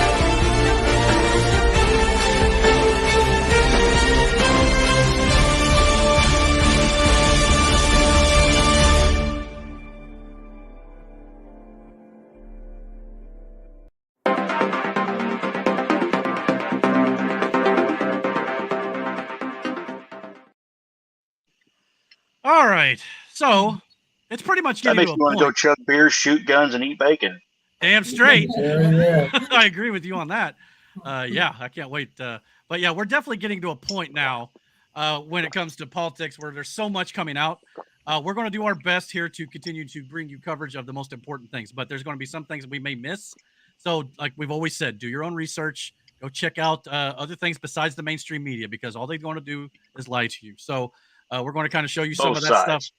But yeah, both sides do it. Yeah, I mean, Fox doesn't do it as often, but even they have been doing Right. some stuff as of late where it's like, yo, like It's all you know, shady. they're trying, especially on their social media stuff. It's not been great either. So yeah, definitely avoid like places like CNN and MSNBC. We're going to show you a few examples as to why a little bit later here, as we usually do. But MSNBC yeah, sucks. I mean, and I'm not even going to be covering tonight the illegal immigrants that are raping and robbing people this week. By the way, there was like gang robberies in Aurora, Colorado. They were going up to people's doors and were like just storming in there. You know, obviously, it's, I think it's a liberal city, so they've got, you know, like strict gun laws and stuff there, so you're not allowed to defend yourself. So they're hitting all these places to where you can't defend yourself, and they're doing that for a reason. They know better than to go someplace like in rural Indiana or whatever. It's got, you know, concealed carry laws. You know they're going to get shot, so they ain't even doing that. We're not even really covering that this week. And I Kamala don't know what you're talking about. Yeah, what are you talking about? Kamala Harris has also stated that she wants to shut down migrant detention facilities at the border. So this is only going to get worse. So something else that the left and the media say that Donald Trump is actually lying about. He's been right on everything. So, but people are too stupid to realize it, or they just don't care. He's been right about the migrants coming in from, you know, other countries, you know, emptying out their asylums and their jails and stuff like that. That's a perfect example of. What do you mean? I shared a story the other day that Monroe County isn't working with the feds on the immigration laws and enforcing them. Okay. So I don't know what that might mean for cities like Bloomington. Well, it is a liberal town. I wouldn't be too surprised. I wouldn't be surprised if shit starts happening there soon. If you live in big city, and this is not considered a big city, all things considered, one of the bigger ones in Indiana. But at the same time, you know, big cities in general are just liberal leftist policy locations, and it usually is not good for the people who live there. And so, yeah, I definitely avoid recommend avoiding. Hope you got a cordless hole punch. Nice. But I thought something funny we could start out here. Apparently, this is Kamala Harris. Apparently, you know, working those wrist muscles that she's used to.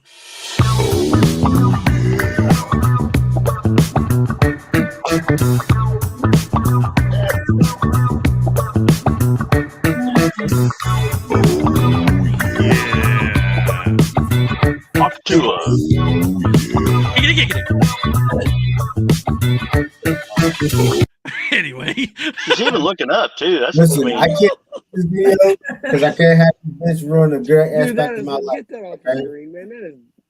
not looking at it. I said I can't look at this because I can't have this bitch ruin a great aspect of my life. Right? Well, that's what we call a showstopper right there. You know what I'm saying? So, I mean, yeah. On a personal note, I had an interesting little experience earlier this week. Obviously, I came home from visiting my family in Iowa after a 10-hour drive. Okay, so after a 10-hour drive, if you follow me on social media, on X especially, I usually don't let people who watch, follow my Facebook, because I usually try to keep that to people I actually know in real life. But if you follow me on X, you've probably definitely seen this little thing. I got this in the mail. Yeah, I did see that. And after a 10-hour drive, I'm a little cranky as it is, because I'm just ready to get home and, not really looking forward to going to work the next day, as it were, and all that sort of stuff. But anyway, this is a hat that apparently was sent out by a Democratic organization, probably looking to sway some votes. But it says #Save Democracy, vote blue, make truth great again. Obviously, insinuating the fact that all that Donald Trump does is lie. And this is what I did with it. I cut a little video here, so let's check it out. Hey everyone, I know it's kind of late and everything, but I just got home from a 10-hour drive from Iowa to see family, and I just got something in the mail I thought you all might want to see. I don't know if you can really see it too well. But you mailed that to yourself. You know it. Blue, make truth great again. Democracy hat that was sent to me by apparently some Democratic people, and I thought there was only one place for that, and I'm going to put it right here in the damn dumpster. Trump 2024. Trump Vance 2024. Truth is already out there. Donald Trump's the one speaking it. Go vote this November. So yeah, I was a little. Hey, yo, time out. Eric, Yeah. you said it exactly how you should have. No bullshit. I've heard Eric mad like I wasn't thrilled 2 or 3 times, right? At the end of that, he was so hot by the end of that shit. Eric is Well, fine. I mean, and that was it's just me off the cuff. I really didn't even think about what I was going to say. I'm just when I came up to the door, it was laying there next to the door in a bag, and as soon as I felt it, I was like, "Well, this is clearly a hat," but I don't recall ordering a new hat. And I order a lot of hats, so I open it up. I'm excited, going, "Okay, what did I get? What was this?" Then I open it up and I see that bullshit, and I'm like, "I didn't want it to be in my house more than 5 more seconds." So I immediately grabbed the phone. Yeah, and obviously if you watch me for any amount of time on the channel, you know you send it to the wrong person. So you know, this is wild. So anyway, that's one of the reasons you can follow me on. I think I He even gets put it up on hats, YouTube. I get emails. You know, I like how they Daily, try bro. to take the campaign It's slogan and twist it. crazy stuff. You know, Yeah, they take the "Make America Great Again" and they put "Make the Truth Great Again." You know what? They're the ones that won't tell the fucking truth to begin with. Exactly. And the stuff they So, say he lies I about, if you mean- really look into it, he's not lying at all. But you know, they don't want to talk you about get it. Telling the merchandise. truth. I don't want the I merch. mean- Do you want Hold it? on, If it's hold still on, out there, I'll go grab it. Hold on. You get merchandise, and I get Oh, no. emails I asking me wouldn't for money piss on a to thing if it was donate on to fire. Kamala or But there's this Dave one I got. O'Keefe is still exposing these fraudulent vote or donations. And the one I got sent this brunch invite type shit. I'm like, what? Hey, if you get an invite for a Kamala rally, we might be able to make some money. Oh shit. Yeah, because then I'm about to show you Yeah. a picture that when she made Yeah. her speech today about her communism. There's like 80 people there. I'm gonna show you that here in a minute too, which Yeah, is we kind can of hilarious. go. I'll wear my shirt. That'd be awesome. But apparently, you know, we got an election coming up, so you know what that means. We need another pandemic. So yeah, apparently the World Health Organization has reportedly instructed governments to prepare for lockdowns due to monkeypox. So yeah, and here's the thing. Monkeypox is normally mostly spread through sexual contact and in a lot of cases butt sex. Hey yo. I'm blonde. So yes, it can be transmitted through kissing and things like that too, but this is nothing like COVID. Nope. Clearly, I get a nerve there. but We need to take 5 after that. might need a second, huh? All right. You think that's bad? I mean, Oh, guys, shit. clearly, Yeah. monkeypox is out. it's very important though. It's very scary. You got to be careful. Watch. Right now, I'm on my way to the hospital. I got to, get a couple tests done. Monkeypox shit is real, y'all. It's real. It's real. That's all I can say. Yeah. He's got a Freemason necklace on. Come on, man. Be safe out there. I had no idea what's coming. Yo, take care of yourselves. You hear me? This shit is no joke.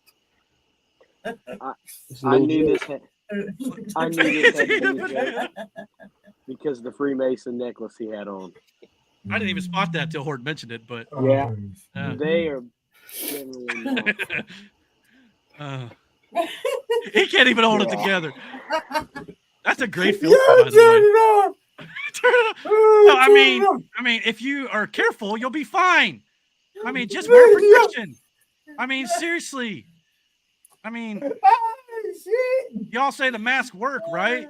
Well, then put one over your butthole. You'll be fine. I mean, Pete Buttigieg might not be, but I may do that in Bloomington just for shits and giggles. so as Kathy says, so it's AIDS again. Yeah, pretty much. I mean, there was like a small outbreak of this, like not too long ago, and this they were trying to fearmonger people about this as well. And here we are 2 months, 2.5 months away from the election, and they're trying to bring up some sort of lockdown nonsense. I'm sorry, I'm not complying this time. I don't give a shit. I ain't doing it. So if y'all want to lock down and get your boosters and You know, by the way, Anthony Fauci, who's Wait, had well, how you vaccinated gonna booster get a 6 times, got booster COVID first? again, by the way. Yeah. He'll be So having They're gonna give you a monkeypox shot in next. the ass, Brandon. Oh, they will.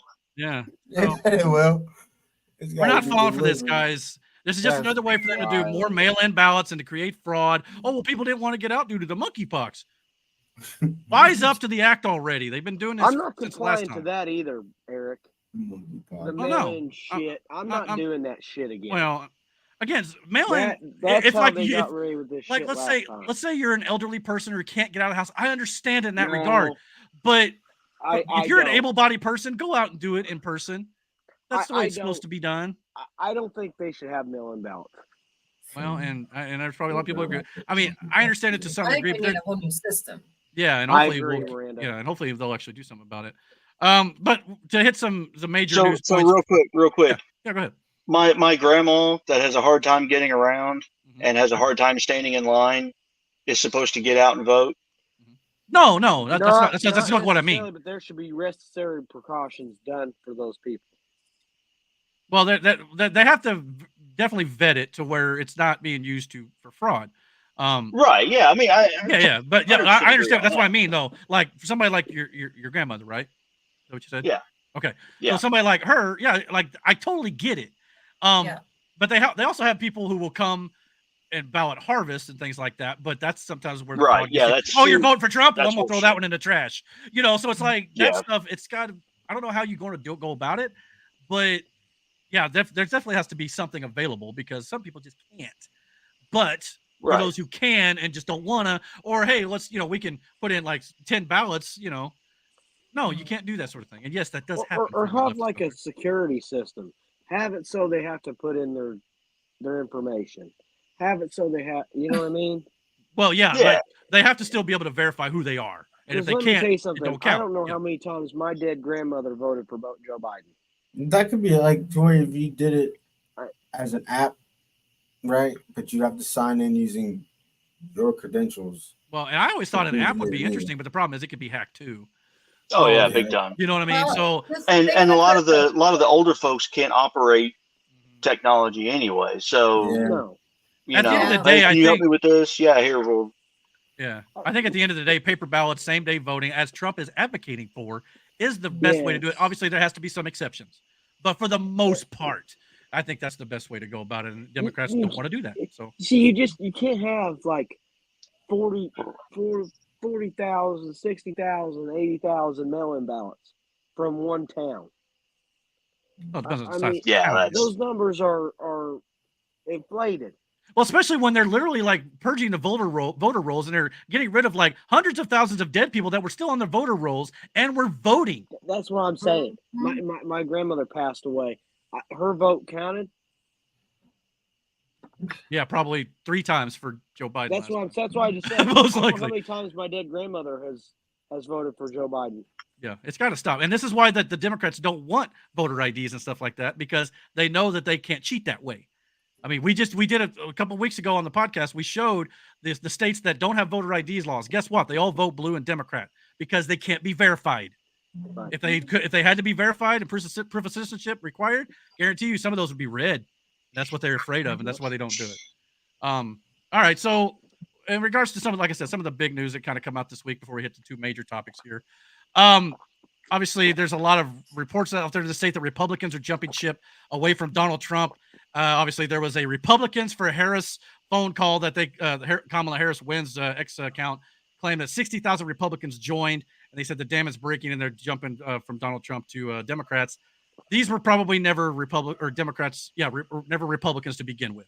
These were probably rhinos in name only, or they were Democrats the entire time, claiming to be Republican, like your Liz Cheney's, your Adam Kinzinger's, all these morons who don't have any Republican values whatsoever. As a matter of fact, based on actual statistics, this could be the exact opposite. Democrats seem to be leaving their party in droves and joining Republicans possibly. This is by the majority of the states here in the country. And at the very bottom here, if you notice here on the Republican side, in July alone, 252,000 Democrats, or may not be Democrats, but Republicans were registered. So they could have been Democrats going over to the Republican side. Maybe. And the Democrat side lost 19,000 Democrats that were registered. So it looks as if the Republicans are gaining more followers than the Democrats are. Now, the others or the independents also gained a big number. So you could argue maybe people don't like either side. But if you want to say that That's Democrats the Kennedy numbers and all that, or Republicans are joining Democrats, that doesn't appear to be the case, at least in July. So again, question what you're hearing, whether or not it's actually true or not. Just because CNN or MSNBC or somebody else says that doesn't make it true. This is a stat. So just showing you the number there. I thought it'd be interesting. This week, Matt mentioned a little bit earlier here, we had a primary election for Ilhan Omar in the state of Minnesota. That was mostly, full of people from Somalia and that sort of stuff. And she won pretty handily. But interestingly enough, during the count, she had 5% of the votes were counted. And then 5 minutes later, 99% were counted. So how did you vote or count them all that fast? It's very suspicious. So again, here we are possibly getting cheating again already.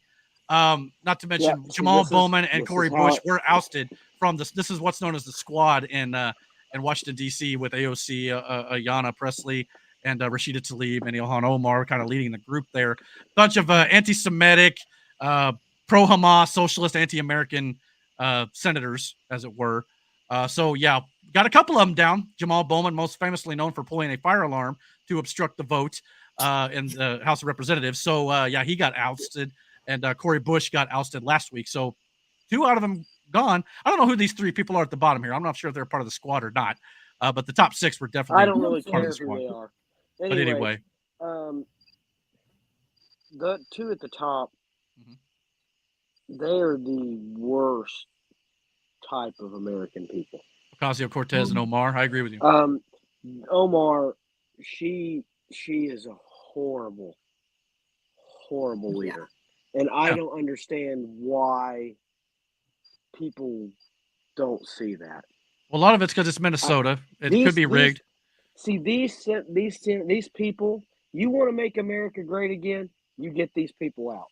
Yeah. At least this is a good start. There's a lot of people you got to get rid of, but these, the top 6 especially. You're right, Eric. That's a good start. But and we'll get into more about Minnesota here in a little bit. But yeah, I mean, yeah, these people are just terrible. And the fact that the 2 of them are gone, I'm taking it as a little bit of a victory. And maybe Ilhan Omar will still lose to a Republican in the election. Probably not based on where it's at. Like I said, it's a lot of Somalian people there who are definitely going to back her. And of course, it's very liberal as well. So she probably won't be going anywhere, unfortunately. But take what little victories we can get in that regard. However, there's another state when it comes to elections that we ought to be looking at very closely. That's Pennsylvania. Pennsylvania came out this last week. It said that they won't always know the final results of all the races on election night, and any changes in results that occur after election night are not evidence that the election is rigged. No. Translation: Pennsylvania is planning on rigging the election. Yep. That's what this means. That'll be what's that? Swing state. Yeah, it's one of the heavier swing states for sure. The one that's got a lot of fracking and lots of sort of stuff in it too. And I believe Trump won it in 2016. I think Biden won it last time, but barely. So it was one of those that was kind of up in the air about was there some shenanigans going on. And with this already being out there, it sounds like there may be some more shenanigans there again. Again, this is also the same state that the governor Josh Shapiro, was supposed to be one of the front runners for Kamala Harris's VP nomination. Mm-hmm. So got to keep that in mind as well. Assassination attempt happened in too. Exactly too. You got a good point, and Trump's going to be going back there as well here before too much longer. So yeah. So the media is trying to distance Kamala Harris from Joe Biden because their record is so bad. I know me and Horton had a little conversation a little bit about this earlier too. They are trying to distance them because I can't read. Well, no, I understand what you're saying. I misunderstood it is what it was. Yeah, there's a meme talking about how Kamala Harris is actually in power, and he got missed it a little bit. But either way, Kamala Harris and Joe Biden are tied at the hip. And here is an example of apparently. Let's see here. I don't remember what this. Oh, this is Karine Jean-Pierre was asked by Peter Doocy of Fox News, why, is it a good thing for Kamala Harris to basically try to distance herself from Joe Biden? Here's what she had to say. When did you guys learn that Vice President Harris wants to distance herself from Bidenomics? Why do you think that? Axios is now reporting that she is hoping to distance herself from President Biden's unpopularity on the economy. Can you blame her? Do you know this is the Biden-Harris administration? Are you aware that this is the Biden-Harris administration? And she is indeed the vice president. But if the president's policies on the economy were working, or if they were popular, I wouldn't mean, he still be the candidate? You literally just had the chair of the CEA here who laid out a pretty robust point by point about the economy and what has happened under the Biden-Harris administration. You said and it I thought again. It was pretty convincing. So if she was she's smart, press secretary, right? yeah, if she was smart, she would have said the Biden administration had left Kamala out of it. But You got a by press saying, secretary that won't answer questions. yeah, Peter Ducey got her here. Like, say Kamala Harris and the Biden-Harris administration, it directly ties Harris to. Now, we all know this, but the media, like I said, are trying their best to make sure that you don't associate Joe Biden with Kamala Harris because, obviously Joe Biden's policies are just like Kamala's. They're one and the same. But she's too stupid to admit they are tied at the hip. The media, though, since they're trying to distance Kamala Harris from Joe Biden, the media now apparently going after Hunter Biden is fair game now. Here's the media actually finally admitting what we've been saying for years, and Hunter Biden and his company Burisma were doing some shady dealings while Daddy was vice president. Dealings. New York Times reports that he tried to get help from the U.S. Embassy in Italy for an energy deal while his father was vice president. For years, reporters and some Republican lawmakers have been investigating whether Hunter Biden was trading off of his father's name to make money on business ventures overseas when Joe Biden was vice president. Now, the New York Times reports that Hunter Biden, while his father was serving as Barack Obama's vice president, wrote to the U.S. ambassador in Italy seeking assistance for the Ukrainian energy company Burisma while Hunter Biden was on the board of that company. Burisma wanted to do business in Italy. The Times reports that the U.S. embassy officials appear to have been uneasy with this request. The New York Times also reports that it has fought the federal government for years to obtain these documents, but their request was only granted days after President Biden withdrew from the presidential campaign. George, facing trial. Gee, I wonder why that is. It could be because Joe Biden outlived his usefulness. This is definitely not because the media finally found their conscience, but because they're trying to get rid of Joe Biden so it doesn't hold Kamala Harris down. So now Hunter Biden is fair game. That's what this is. And let me remind you all, by the way, Donald Trump got impeached for this. Yep. For asking about it. But look, Trump was right again. So, I mean, guys. So one of these days you got to start listening to us here and stop just saying, "Oh, you're crazy conspiracy theories." Speaking of which, 3 years ago, this week was the 3-year anniversary of the Biden and Harris administration's Afghanistan withdrawal. So to celebrate, the Taliban used all the equipment that the Biden and Harris administration left there to hold a big parade this week. So if this doesn't piss you off, I don't know what will. Wow, that's absurd. I mean,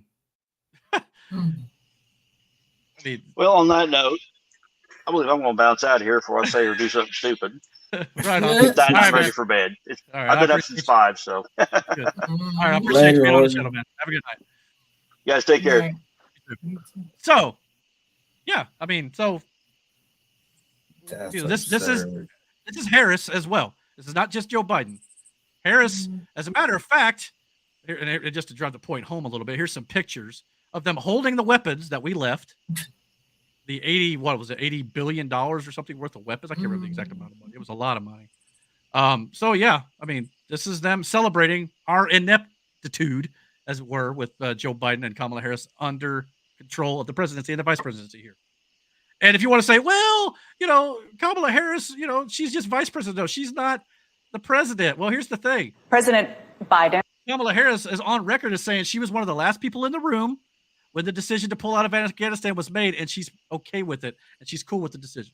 President Biden always said that he wants you to be the last person in the room, particularly for big decisions, just as he was for President Obama. He just made a really big decision.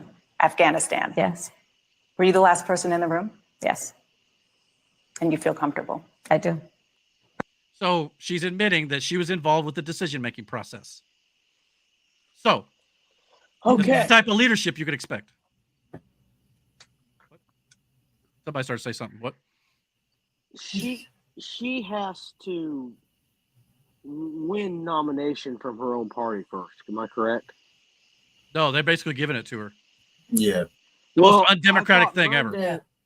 I thought Now the they're going. Democrat convention was Monday. Well, it's next week, and they're going to give her the nomination, but she doesn't have to have a single vote to get it. That's the problem with this here. They say they're for democracy, but when Joe Biden dropped out, they installed her to keep the donation money, basically. And they did not let her go through a primary process. If they would have, she probably would have got less than 1% of the vote like she did back in 2020. But they're just giving it to share her. this with the American people. She's on her third term right now. She's on her Barack third. Obama's on his third term. No, Mama's on her third term. I think she is. Well, if she gets elected and then she can run again, she could be. I think she has been the plan for a while. Well, probably. But it's a dumb plan. It's a dumb plan because as the rest It's of this a dumb podcast plan. is going to show you. It's a plan that doesn't make any sense. No, and it's only going to get weirder as we go on here because I got a bunch of stuff here. But before we get into that, like I said, we'll come back to her economic and plans and what she's going to do as a president here in just a little bit. But before we get into that, some big news did drop today I wanted to touch on here. The Supreme Court apparently continues to do God's work. They just struck down the Biden administration's rewrite of Title IX, and they ruled that men cannot compete in women's sports.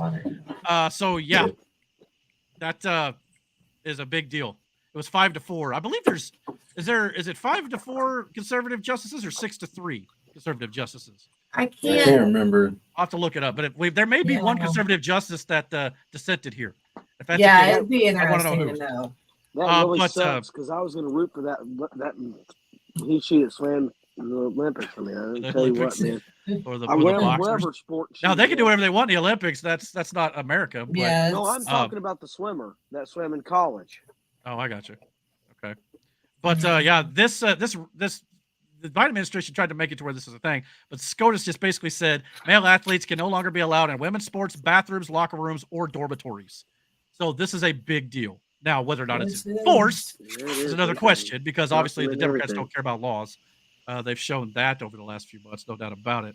But regardless, hopefully we'll be able to get the Supreme Court to actually, look into, voter ID laws like we were talking about earlier, though, because apparently a coalition of 24 states has filed a brief with the United States Supreme Court urging the justices to uphold an Arizona law that requires proof of citizenship to vote.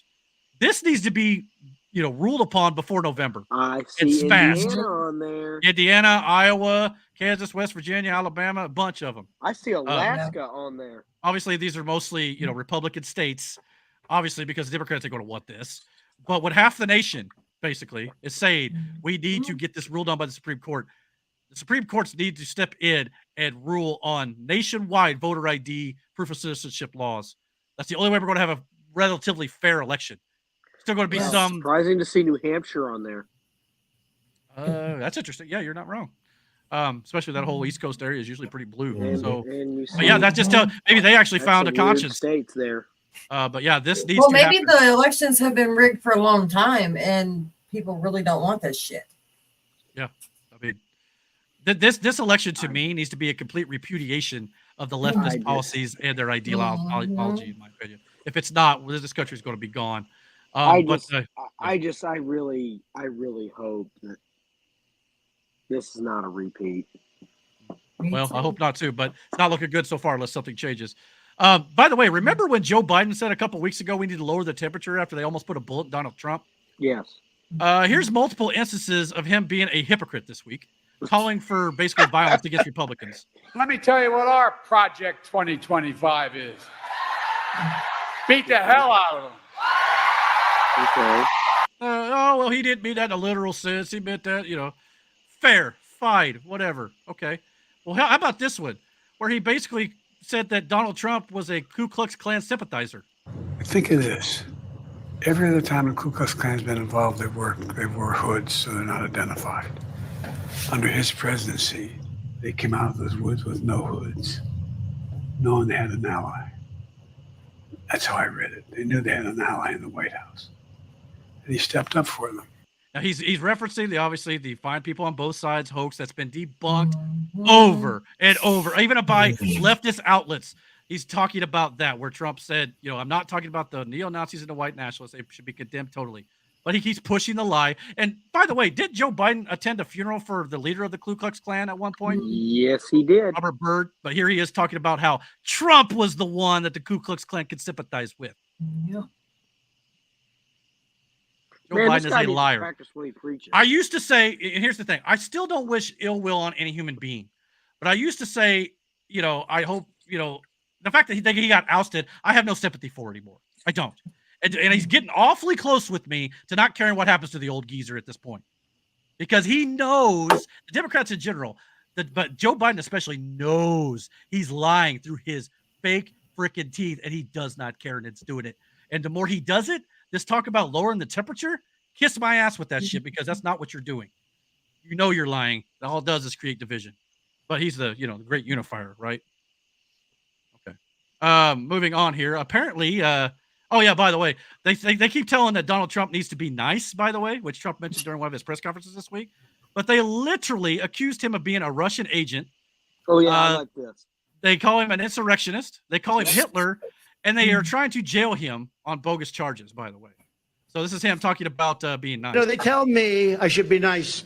They want to put me in prison. It's never happened before in the history of our country. I did nothing wrong. I have crooked judges. I have crooked prosecutors. And they're all Democrats, all Democrat areas, other than in Florida, where you had a brilliant judge who ruled in my favor. I won the case, the documents case, won it in its entirety. And Jack Smith, deranged Jack Smith, suffered a defeat. But in New York City, everything's clubhouse, everything. I know it very well. I grew up there. I know it very well.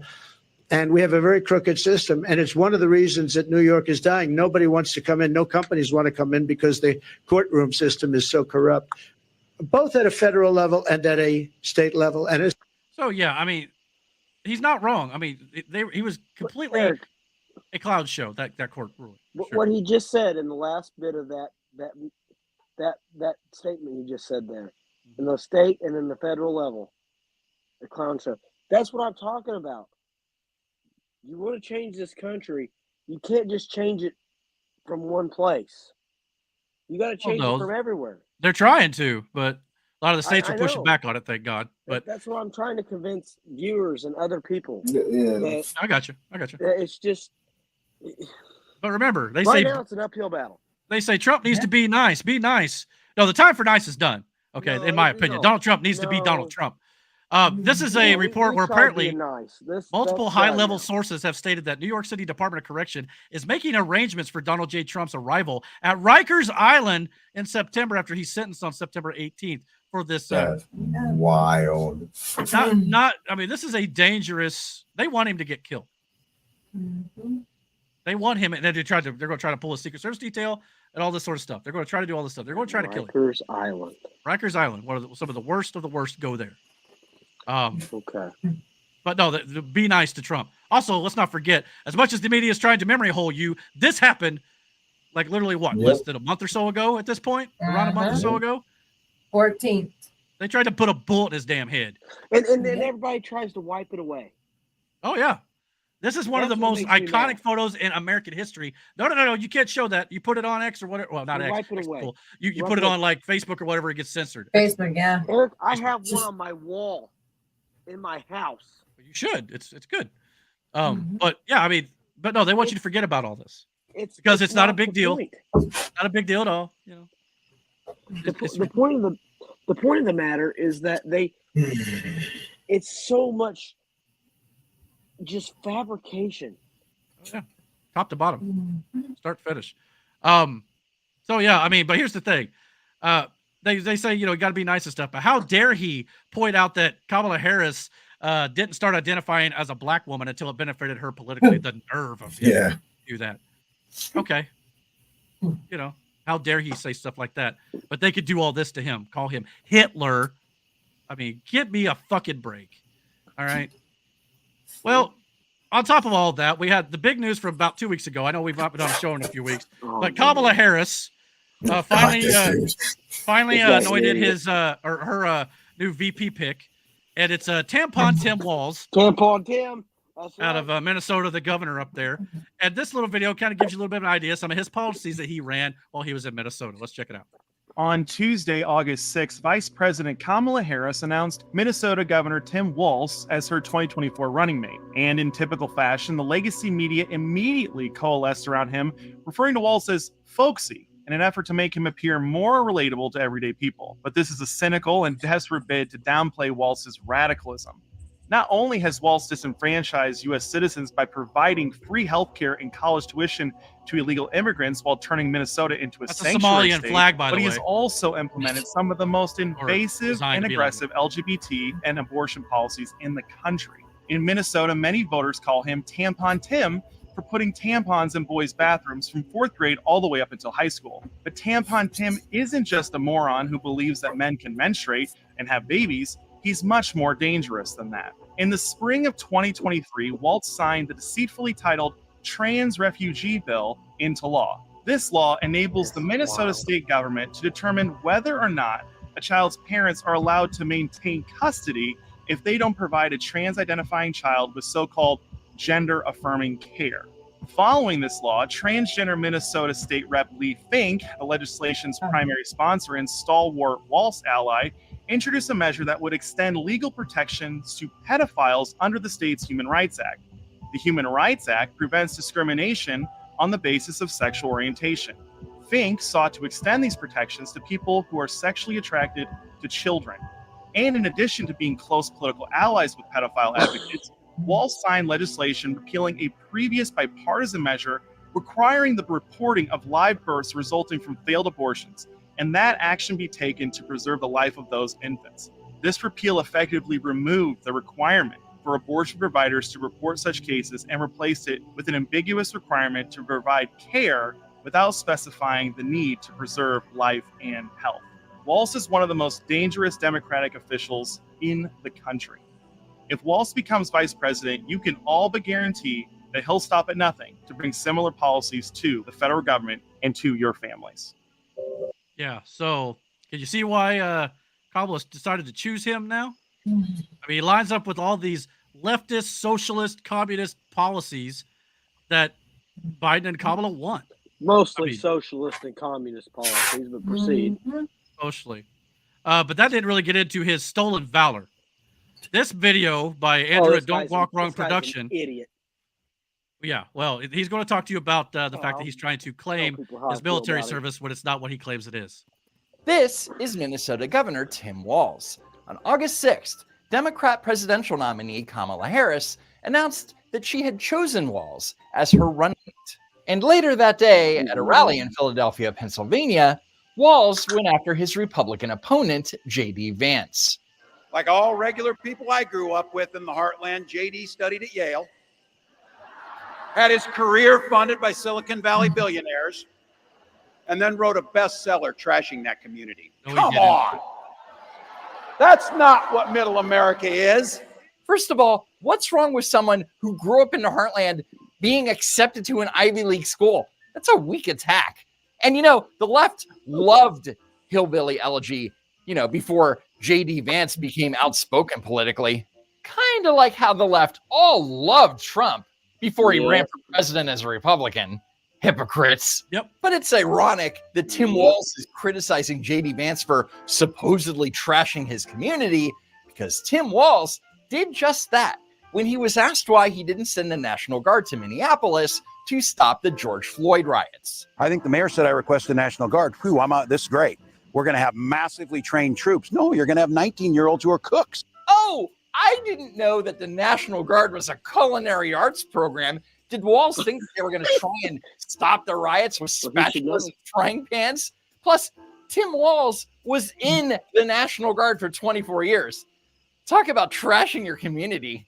Of course, allowing a community to burn to the ground is worse, but Next, Walz made reference to a rumor originating from this viral tweet that J.D. Vance had relations with a couch. And even though it was immediately debunked, that didn't stop Tim Walz from making a tasteless joke. And I got to tell you, I can't wait to debate the guy. I can't wait either. That is, if he's willing to get off the couch and show up. So, JD, you need to be, Tim Walz need to be nice. That's not nice. Did you see my dick there? What a fucking freak. You know what they say?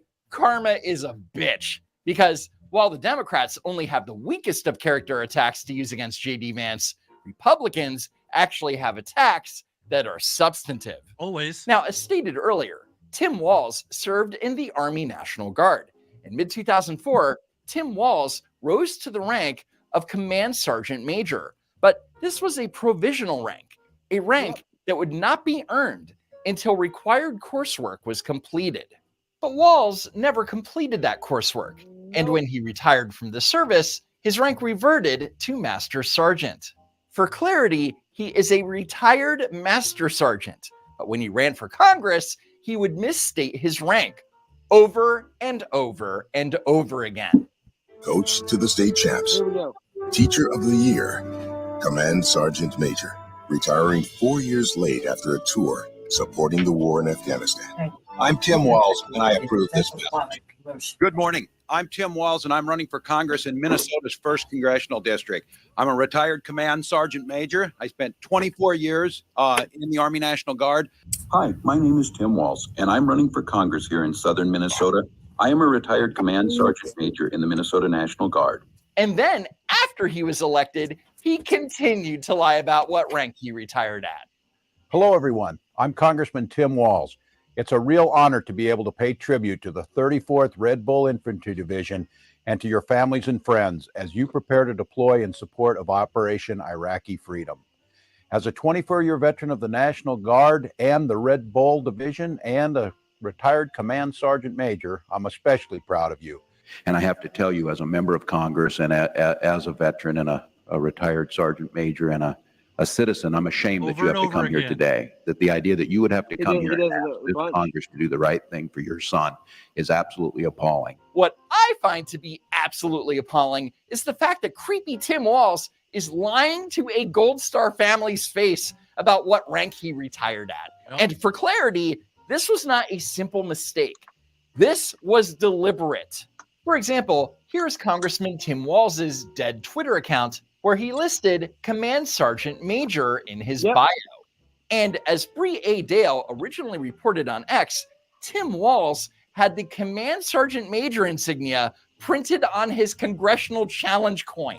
And it's all because Walz wanted to be known as the highest ranking enlisted service member ever to serve in Congress. By being elected from this district and being a retired Command Sergeant Major, I am the highest ranking enlisted soldier to ever serve in Congress since the beginning of this nation. When the veterans of foreign wars testified in front of Congress, afterwards the commander came up to me and he said, "It's about damn time that Congress got a Sergeant Major."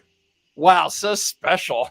But hey, let's give Tim Walz the benefit of the doubt. I mean, maybe he forgot that he didn't finish Command Sergeant Major school or serve the required 2 years afterwards to earn his rank. These things happen. Now we'll hear from Command Sergeant Major Tim Walz. I want him to know how much we all appreciate his service to our country, whether it's in the classroom or on the battlefield. So not only did Nancy Pelosi introduce Walz as Command Sergeant Major, but she also said that he served on the battlefield. However, during his 24 years in the Army National Guard, Tim Walz never saw combat. So when it was his turn to speak, Tim Walz made sure to correct the record, right? Right? Well, thank you, Madam Speaker, and thank you to the leadership here. Thank you to my brother in arms, Patrick Murphy, who is also my roommate. And I'd like to say a special thank you to Chairman Lantos, who an awful lot of wisdom. And as we were speaking about the idea of a resolution or a non-binding resolution, the chairman was so eloquently explained to me that there is nothing non-binding about the vote of a U.S. congressman. So not only did he allow Pelosi to call him by a rank that he did not retire at and allow her to basically call him a war veteran, but apparently C-SPAN was also under the impression that he's an Afghanistan war veteran. And for the record, Tim Walz was never deployed to the Middle East, but he has no problem allowing you to assume that he did. Right. And this is nothing new. Before he officially announced his candidacy for Congress, news articles were being written stating that Walz was a war veteran. Walz is one of at least 14 servicemen and women from the most recent Iraq and Afghanistan war to have enlisted for a U.S. House or Senate run this year. Veterans of battle, but not of politics. In this photo from 2004, Walz is holding up a sign saying, Enduring Freedom Veterans for Kerry. And when Walz did announce his candidacy, a press release states that Walz is a veteran of Operation Enduring Freedom. Then there's this 2006 press release from then Senator John Kerry, who announced that he was going to endorse Walz for Congress and wrote, "Tim served our country in Operation Enduring Freedom." But this was not true, as Tim Walz was never in Afghanistan for Operation Enduring Freedom. However, he was deployed to Italy in support of Operation Enduring Freedom. Big difference. And then there's this report about a debate in October 2016 where the Associated Press wrote, Tim Walz was a veteran of the wars in both Iraq and Afghanistan, and that he retired at the rank of Command Sergeant Major. Now, did Walz or his campaign make an effort to correct the record? No. Of course not, because that wouldn't be politically beneficial. For example, watch then Congressman Walz nod in agreement when a C-SPAN host introduces him as a retired Command Sergeant Major and a veteran of the war in Afghanistan. Congressman Tim Walz, also a member of the Armed Services Committee and Veterans Affairs, Democrat of Minnesota, highest ranking enlisted soldier ever to serve in Congress, enlisted in the Army National Guard at 17 and retired 24 years later as Command Sergeant Major and served with his battalion at Operating Enduring Freedom in Afghanistan. Again, he could have and should have corrected the host and said, well, to be clear, I didn't serve in Afghanistan. But that would require having character. And here is Tim Walz back in 2018 claiming that listen to this. Combat. I'm retired Sergeant Major in the Army National Guard. I've been voting for common sense legislation that protects the Second Amendment, but we can do background checks. We can do CDC research. We can make sure we don't have reciprocal carry among states, and we can make sure that those weapons of war that I carried in war is the only place where those weapons are at. First of all, if you're a former National Guard member with 24 years of experience, comparing an AR-15 sporting rifle to a fully automatic M4 carbine, you can't expect to be taken seriously. Second, Tim Walz claimed that he carried weapons of war in war. However, Tim Walz was never in war. Tim Walz never saw combat. Tim Walz is a liar. But don't worry, guys. Kamala Walz campaign has come to Tampon Tim's defense. He misspoke. And the thing is, every time the campaign 4 days. Every time he misspoke.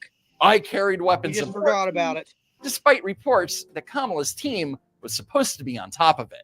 Jasmine Wright from Notice wrote about the selection process for Kamala's VP pick, and that Walz, in a more than 2-hour-long interview with Harris's vetting team, answered questions about his time in the Army National Guard and warned the campaign that his military record could be fodder for GOP attacks. Or just telling the truth about it. We knew people tried to make it an issue before, but we knew his answer, said Cedric Richmond, co-chair of the Harris-Walz campaign, who aided Vice President Kamala Harris in her running mate search. He was open and honest about it. He said, this is what people will try to say, but here are the facts. And we deal in the world of facts. So Trump lies and distorts. Okay. We believe the American people will hear facts. Except the Kamala campaign is so inept. They initially wrote that Walz was a retired Command Sergeant Major. This would later be changed to served as a Command Sergeant Major. And then Kamala HQ, formerly Biden HQ, posted the video of Walz lying and hilariously quoted the part where he misstated carrying weapons of war in war. Talk about an unforced error. But then again, maybe it wasn't their fault. Maybe they saw that video and thought, well, he said he was in war, so it must be true. I mean, seriously. I mean, I know that's a long video, but it's best that we expose this guy now. Because he's a moron. Yeah. And I hate to tell you. No, the people that are supporting him are the morons. Yeah. And I hate to tell you, a lot of veterans, they don't take too kindly to that. No, they don't. I know one I work with, I'm not going to name names, is furious about it. And by the way, his own state of Minnesota, apparently the Milwaukee, it is Minnesota, right? Milwaukee, right? Mm-hmm. Okay. Wisconsin. It's been a minute. Well, Wisconsin. Yeah. Anyway, all right. Well, somewhere near there. Apparently, they have endorsed JD Vance. One squad to patrol the entire area, No, Ed 44,000 citizens. Squads get pulled to other parts of the city to address high priority calls, which can often be more violent in nature that requires more officers. The Milwaukee Police Association believes that the solution to these challenges can be found right here. That's why the MPA is endorsing the presidential ticket of Donald Trump and JD Vance, because addressing these issues isn't political. It's truly a matter of life and death to Milwaukee. Yeah. Full transparency, I thought when I saw Milwaukee, I thought it said Minnesota, so my bad. But at the same time, I mean, I can see why Minnesota's police would definitely, want to back Trump for sure, because this is Minnesota during the BLM riots under Tim Walz' governorship. So, looks like a nice place to live. I'd be interested to see if Minnesota does back him too. I'd like to see what they say for sure. But and that's yeah, just Minnesota. I can't wait what he would turn this country into. Yeah, exactly. So, and he wants to be one breath away from the presidency. So imagine that. Yeah. A couple other little things here. Apparently, Jamie Raskin, I don't know if you ever heard of him, says it's up to Democrats to block or disqualify Trump based on the 14th Amendment, which is the insurrection clause, basically, which, by the way, Donald Trump was acquitted for by the Senate following impeachment number 2. So keep that in mind. Yeah, they're going to try to take the office from Donald Trump if he wins. Here's him talking about it. Again, it's necessary, but it's not sufficient, because what can be put into the Constitution can slip away from you very quickly. And the greatest example going on right now before our very eyes is Section 3 of the 14th Amendment, which they're just disappearing with a magic wand, as if it doesn't exist, even though it could not be clearer what it's stating. And so, they want to kick it to Congress. So it's going to be up to us on January 6, 2025, to tell the rampaging Trump mobs that he's disqualified. And then we need bodyguards for everybody and civil war conditions, all because the 9 justices, not all of them, but these justices who have not many cases to look at every year, not that much work to do, a huge staff, great protection, simply do not want to do their job and interpret what the great 14th Amendment means. And I'm glad that Sherilyn's creating her new center so we can bring that. No, you just don't like what they're doing because they agreed with you. That's what it is. Yeah, what he said right there was real cute. Yeah, it's again more evidence of the fact that they may be trying to mobs. Well, the more evidence that they may be trying to, stop Trump from winning the presidency, even if he's voted into office. Here's Joe Biden talking about how he doesn't feel like there'll be a peaceful transition of power if Trump wins or loses. Are you confident that there will be a peaceful transfer of power in 2025? If Trump wins, no, I'm not confident at all. If Trump loses, I'm not confident at all. He means what he says. We don't take him seriously. He means it. All the stuff about if we lose, there'll be a bloodbath. Have to be a stolen election. Look what they're trying to do Not now what he said. in the local election districts where people count the votes. They're putting people in place in states that they're going to count the votes. Right? You can't love your country only when you win. Let's see how much you love the country when your party loses this year, Joe. By the way, you were the one who said something about having the most extensive voter fraud organization ever. So you want to talk about counting the votes. And again, he never said there was going to be a bloodbath. We've debunked that over and over and over again. But again, Joe Biden's lying. So I haven't seen a single thing positive that their party has built. No, exactly. More evidence to the possibility that they may try to stop Trump at the transition of power coming from Newsmax and a report that was going on through there. Yes, I am. I hope you can hear this. It's a little quiet. Okay, I'm glad to have you back, you guys. States have no constitutional right to meddle in federal elections, right? Specifically the presidency. Unanimous decision by the high court. That is not at all what the Democrats heard. In fact, House Democrats now suggest that they may refuse to certify the 2024 election if Donald Trump wins. If you've ever wanted to throat punch somebody right now, this is the moment. Mary, what's going on here, girl? Listen to this. Wait, don't they want to disqualify Trump because he tried to not certify the 2020 election? So they're going to not certify 2024? I'm very confused. It doesn't make a lot of sense. So they're already talking about maybe not certifying the vote. The exact same thing that they were going to be pissed at Mike Pitts for if he didn't certify it, right? The whole thing that caused the supposed January 6th thing, right? And they claimed that Mike Pence did not have the ability to not certify it, that it wasn't a thing. Now they're actually maybe possibly planning on doing. You know what's really interesting to me about this? If and when Trump wins, it's looking more like win. What happens when the person who certifies the Electoral College vote is the vice president, who is this chick, Kamala Harris, right here, the guy that Trump is running against? Do you think she's going to take that loss nicely? Or is she going to not certify? Will she pull Mike Pence and actually do the right thing? Or will the Democrats just not certify the vote on January 6, 2025? You think she's going to go quietly by losing? We're in a unique situation here with that. Yeah, we really are. I mean, that's scary, guys.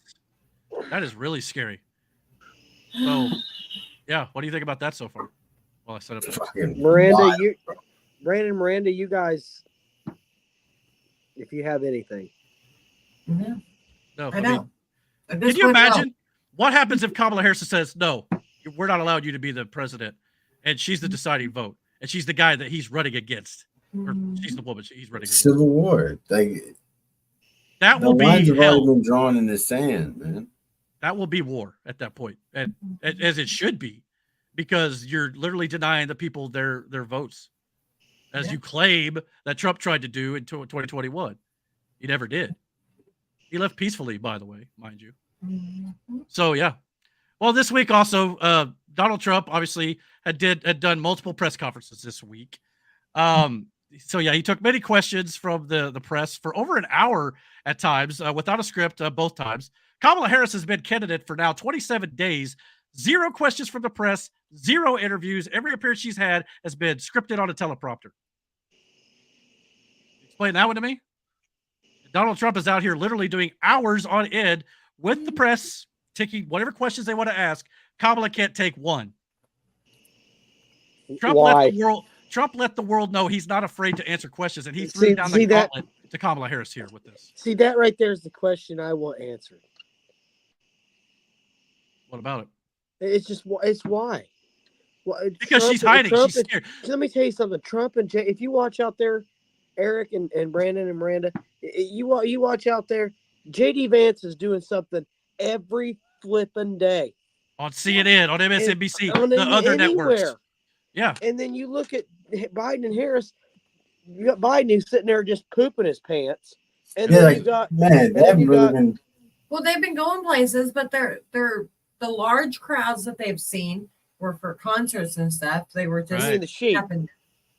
Today Yeah, they were sheep. somewhere. They had like 100 people. Yeah, That was I'm gonna it. show that here in a minute. Yeah, because there's no free concert. That's why. So yeah, I mean, and Trump obviously had some of these press conferences. Obviously, the one he did at Westminster, I think, or Bedminster. He obviously had products out there for the grocery store, basically just showing how things are more expensive now. And it's a smart strategy, in my opinion. Yeah, great strategy. But yeah, I highly doubt you're going to be seeing Kamala Harris doing any sort of press conferences, taking questions. She may do an interview, but they're going to be with CNN, MSNBC, where she has the answers beforehand, highly edited, that sort of shit. She's not going to take live questions where she's going to fumble the ball because she's hiding. Because if she was to do that, they know in 30 seconds she'd ruin her entire campaign. And that's what I'm saying. Let me tell you something. Donald Trump and JD Vance and the Trump administration, they know how to run a campaign. Yeah, they've won with 3 one times before now against Hillary. Yeah. Hell, I think they run it twice personally. That's just me. They ran one against Hillary and won.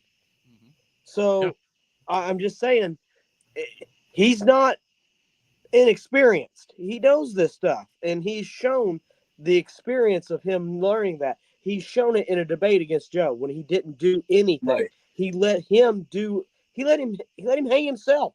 He needs to do the same thing to Kamala Harris. And she's But they're trying to do the same thing. He will, Look, and he will do it the same way. they knew they couldn't put Joe in front of a camera that damn long when he was running against the first fucking time, right? Yeah. And when they did do it, guess what happened? He disappeared. She'll have her interviews. You'll see her on stage for whatever big event. About 20 minutes usually. Yeah. Trump goes for hours. And then that'll be it. And then that'll be it. You won't see her until a debate or some shit, or to make her some kind of quick news clip. He's trying to get out of too, by the way.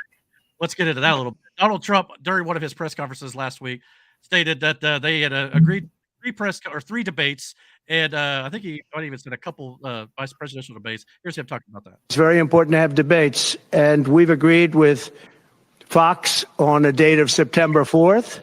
We've agreed with NBC, fairly full agreement, subject to them, on September 10th.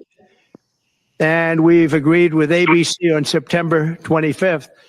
So we have those three dates, and those networks, they're very anxiously awaiting that date and those dates. So we have September 4th, September 10th, and September 25th. We have spoken to the heads of the network, and it's all been confirmed. Are you in? Look, Laura, we're certainly going to debate Tim Walz. We just heard about this thing 3 hours ago, so we're going to talk to them and figure out when we can debate. I actually think we should do more than one debate, so hopefully we're going to see him on October 1st, but hopefully we're going to see him either before or please after that, do. because I think it's important for the American people to actually see us discuss our views. Well, and they're right about that. So they're basically telling you what the left are saying about, oh, they're scared, they don't want to debate. They just flat out, agreed to 5 debates. So J.D. Vance and roast that pig. Here's Oh my Kamala God. Harris, which, by the way, they tried to say Trump tried to back out of a debate that Joe Biden agreed to before Joe Biden dropped out. Newsflash, Democrats, Joe Biden dropped out, so the original agreement is null and void. If that's not the case, then shouldn't Kamala Harris be debating J.D. Vance that she agreed to a vice presidential debate? Number one. Mm-hmm. Number two, you got to set up a new agreement here. So Trump's trying to put out all these, dates and, networks, Fox being one of them, and NBC and ABC were the other two he mentioned. But Kamala refuses to go on Fox, but yet she wants us to believe she can have the hard conversations with Vladimir Putin? If you can't go on Fox and take a little bit of scrutiny from somebody that's not 100% agrees with you, you're the coward, not Donald Trump. And let me tell you something. Putin would look at her and he'd laugh. Oh, And hell he'd yeah. He's walk already right in laughing here. at both of them. They Well, both not Trump, would. but Biden and Harris. King and they're not going to take her serious. And Kamala's trying to basically say the debate about this is over. The debate about debates is over. Donald Trump's campaign accepted our proposal for 3 dates, 2 presidential and a vice presidential debate, assuming Donald Trump actually shows up on September 10th to debate Kamala Harris. Then Governor Walz will see J.D. He'll be Vance on there. October 1st. And American people will have another opportunity to see the Vice President Donald Trump on the debate stage in October. No date provided there. Voters deserve to see the candidates, blah, blah, blah, blah, blah. The more that Trump plays games, the more insecure and unserious Trump and Vance reveal themselves to be. You're the one playing games. Why are they so hell bent on him not showing up? Well, they're just trying to tell their voters he's the one who's lying and he's the one who's scared. But he's willing to go on CNN. He's already done it once with Biden. He's willing to go on NBC, ABC, all these different networks. He took a bullet to the ear. Democrats and in general, but Kamala Harris will never go on Fox because they know they're going to push her feet to the fire. And she can't handle that shit. No, she can't. And not only that, she keeps saying the original September 10th debate date. We'll see if Trump does that, which that was one of the dates. But at the same time, Trump may use the other dates just to do a town hall, which I think he should do in front of actual audience members on September 4th or whatever. Yeah, I agree. But the last date here, the one that's not got a date in October that Kamala Harris has agreed to, interestingly enough, that's after the September 18th sentencing for Donald Trump's court case in New York. Is Kamala expecting him to be in jail by then? Is refusing to accept a debate because of that? She knows something? Again, this is all hogwash. Stop believing the Harris and Walz administration. Harris is just as bad, if not worse, in some respects, than Joe Biden. But Harris, one of the reasons why she won't go on interviews or answer press corps questions, because this is her in a speech when she's getting, heckled by protesters that are pro-Hamas, and this is some of her reactions to it.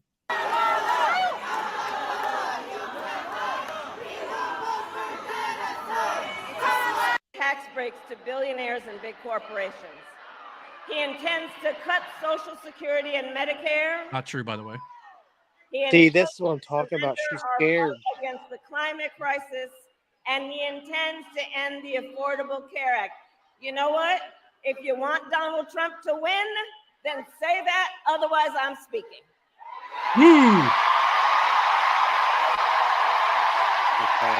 And look, there's the bitch face. How dare you interrupt my speaking? Because, you should respect me, Does that sound like somebody who's very empathetic to these people's concerns? Now, her next debate, apparently somebody in her campaign told her, you can't do that. And she come out and said, well, we have to listen to everybody's concerns and all that. So she changed, but this is her off script. So that's why they don't put her out in front of the press corps, because she's going to say something stupid like that. So come on, guys. And by the way, speaking of protesters, this is a Kamala Harris campaign event. And apparently they got bombarded by protesters. I believe, where was this at? This was after a Harlem rally, I guess. So they were in New York City here.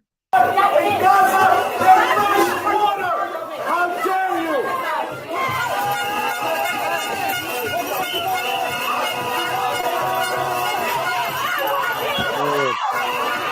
So these are protesters. That looks like a great place to be. Yeah, a pro-Hamas crowd. Remember, these are left-wing supporters of Kamala Harris, or supposedly her base. And they're ripping each other apart here. Democrat Party is. This is them getting violent with police officers. That was a dumb idea. Yeah. Now, that ended how I thought it was going to. Keep this in mind. The Democratic National Convention is next week in Chicago. Oh yeah. They're already predicting 100,000 protesters may show up to the DNC. Do you think that's going to be peaceful? Remember, these are Democrat supporters. They got themselves a mess. Damn straight they do. All because they won't disavow Israel. That's right. One of America's strongest allies. Yep. Or should they disavow Israel? I mean, they kind of are trying to tell Israel what to do here. But, they've got problems, and they want to act like they're the ones who, are beating Trump at the polls and stuff like that. Okay, I'm sure, whatever. The two biggest pieces of news this week, and then we'll get out of here tonight. I know it's kind of long, kind of always is, seems like lately. But this week, Donald Trump was with Elon Musk, and they did an interview with each other. Well, I guess Elon Musk was interviewing Trump on X Spaces. And of course, a lot of people were criticizing that from the jump. Oh, it's Musk and it's Trump. But this was actually a refreshing interview. Did you listen to this, Miranda? I'm assuming you did. Yes, I listened to a lot of it. Was you able to get in live? Yes. Okay. I know it took a little bit of time for him to get things going, but I was able to listen to it live too. I was one of the 1.3 million people who listened to it live. And last I checked, it had like a couple, what was it? At least 1 billion or plus. Yeah, it's impressions. A lot. At the left does not want you to know. Yeah, that's the thing. The left and the media want to tell you, oh, it was a failure. It took them 40 minutes to get things going. Look, you had literally 70 million people trying to watch this live. It was bound to crash the system.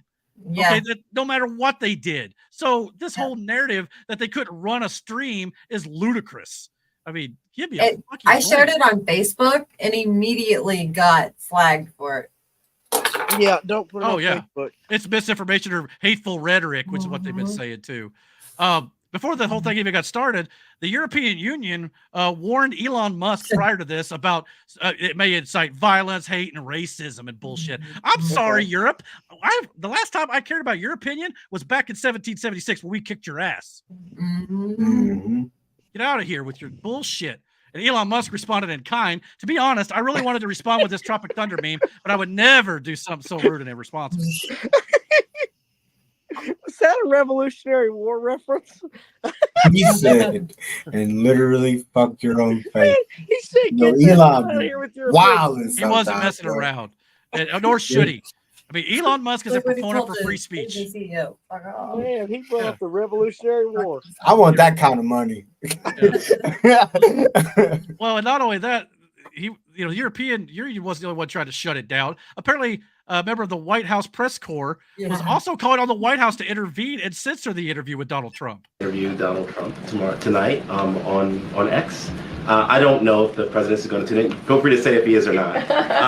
But I think that misinformation on Twitter is not just a campaign issue. It's a America issue.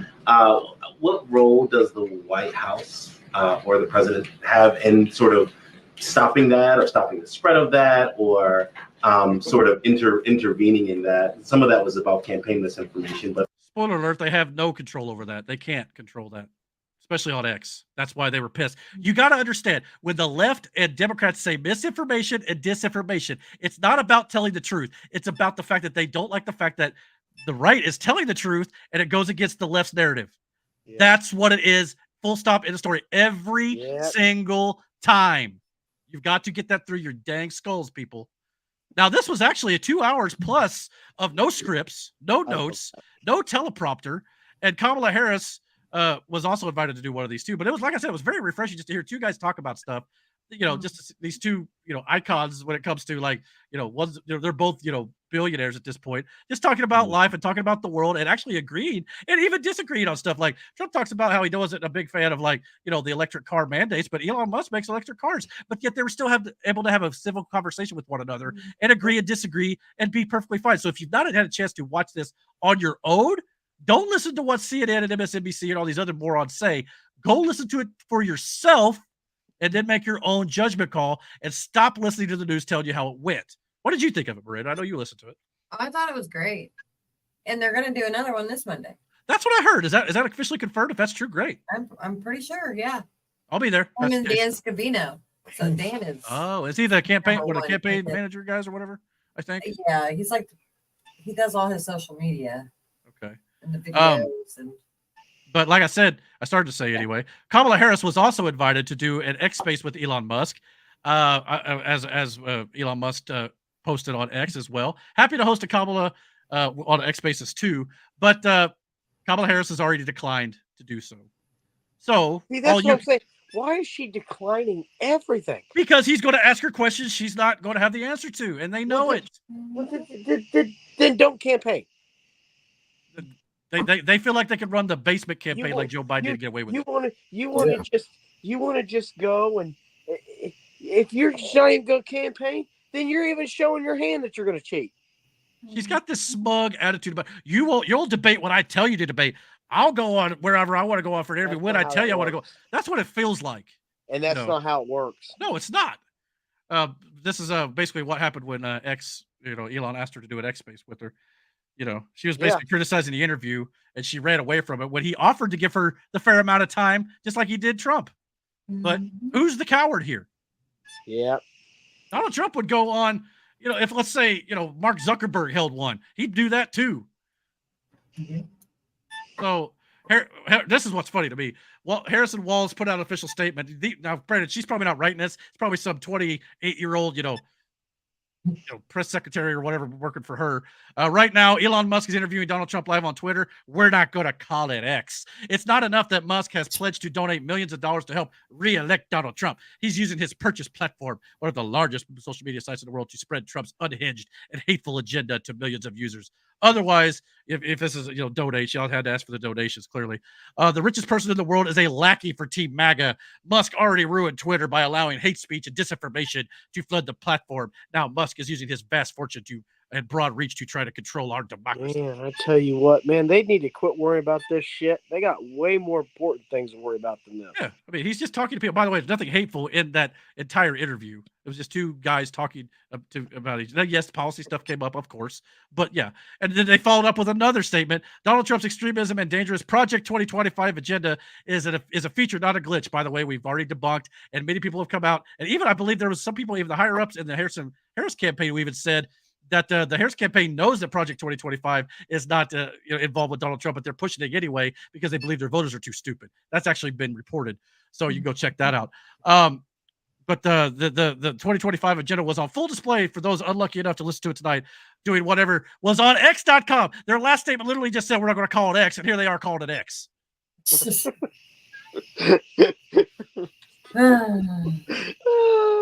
These people try to run this. They can't keep up with themselves. No. They forget what they say from one moment to the next. See, that's what makes me laugh. Is these people, they think they run this country. Yeah, and they're too stupid to understand that they have no idea what they're doing. Miranda, you posted it a while back. No, Dwayne posted it a little while back, and it's the picture of the people sitting underneath the game board, and it says all the people have to do is stand up. And the game is over. Ant meet boot. We're going to crush them with Well, they think they're the boot. The ant has no quota with the boot.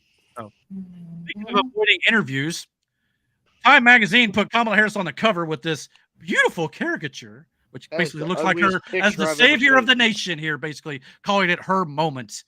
But yet, even though that she was on the cover, she refused to do an interview with them too. Man, she looks like Pocahontas. I thought the same shit. I wasn't gonna say nothing. Well, I said it anyway. She looked And mad by the way, American. You put her on the cover. When they put Donald Trump on the cover, this is what Time Magazine does. Yeah. Wow. Yes, there you go. So again, bias much? Time has always been very biased there. You know, but the fact that she declined an interview.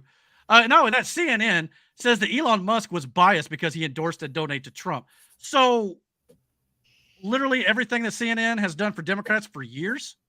So the new plan is to smear Elon Musk for showing his opinion. Oh yeah, they've been trying to smear him ever since he bought X. Okay, so because they don't like truth. But Elon got that money to let them put that'll really work.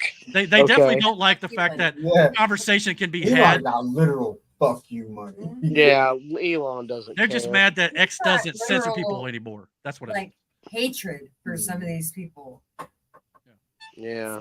CNN obviously, is obviously lying about the interview too. Here's a clip of, I believe this is Dana Bash, talking about how, Trump and Elon basically said that, dropping bombs on Nagasaki and Hiroshima, it's not a big deal. It's no big thing. But here's them lying about that.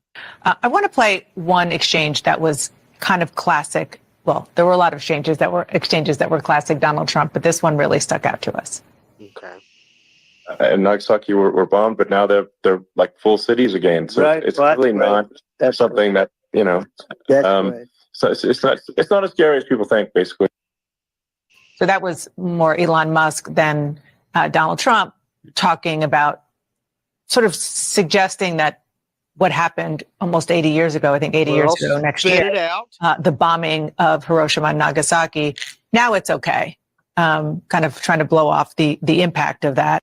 Okay, now I'm going to play you in full context what was actually said. If I can pull it up here, I think I have it. Yeah, please do. Yeah, here it is. In full context, this is what they were talking about, and it's nothing that CNN said. This is what Democrats and leftists do. They take clips like we've shown you many times, the 5 people on both sides hoax, and they edit it to make it sound one way when it's completely not. Here you go. There's the bad side of nuclear, which is a nuclear war, very bad side. But there's also, I think, nuclear electricity generation is underrated. You're right. And it's actually, people have this fear of nuclear electricity generation, but it's actually one of the safest forms of electricity generation. It's just a huge misunderstanding.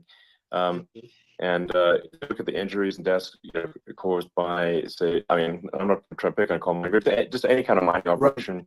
And there's a certain number of injuries and deaths per year. And you compare that to nuclear. Nuclear is actually way better. So it's underrated as an electricity source, and I think it's something that's worth reconsidering. But there's so much regulation that people can't get it done. So that maybe they'll have to change the name. The name is it's a rough name. There are some areas like when you see what happened in bad branding. Right, we'll have to rebrand it. We'll have to give it a good name. We'll name it after you or something. No, it has a branding problem. When you see what happened, it does have a branding problem. When you see what happened in Japan, where they say you won't be able to go on the land for about 3,000 years. Did you ever see that? And in Russia, where they had the problem, where they, there's a lot of bad things happened, and they have a problem. And they say that in 2,000 years, people will start to occupy the land again. You realize it's pretty bad. No, that's not true. But you're right about it. It's amazing. It's actually not that bad. So like after Fukushima happened in Japan, like people were asking me in California, are we worried about like a nuclear cloud coming from Japan? I'm like, no, that's crazy. It's not even dangerous in Fukushima. I actually flew there and ate locally grown vegetables on TV to prove it. And I donated a solar water treatment, a solar powered system for a water treatment plant. And but you haven't been feeling so well lately, and I'm worried about it. No, but I mean, I'm only kidding. it's fine.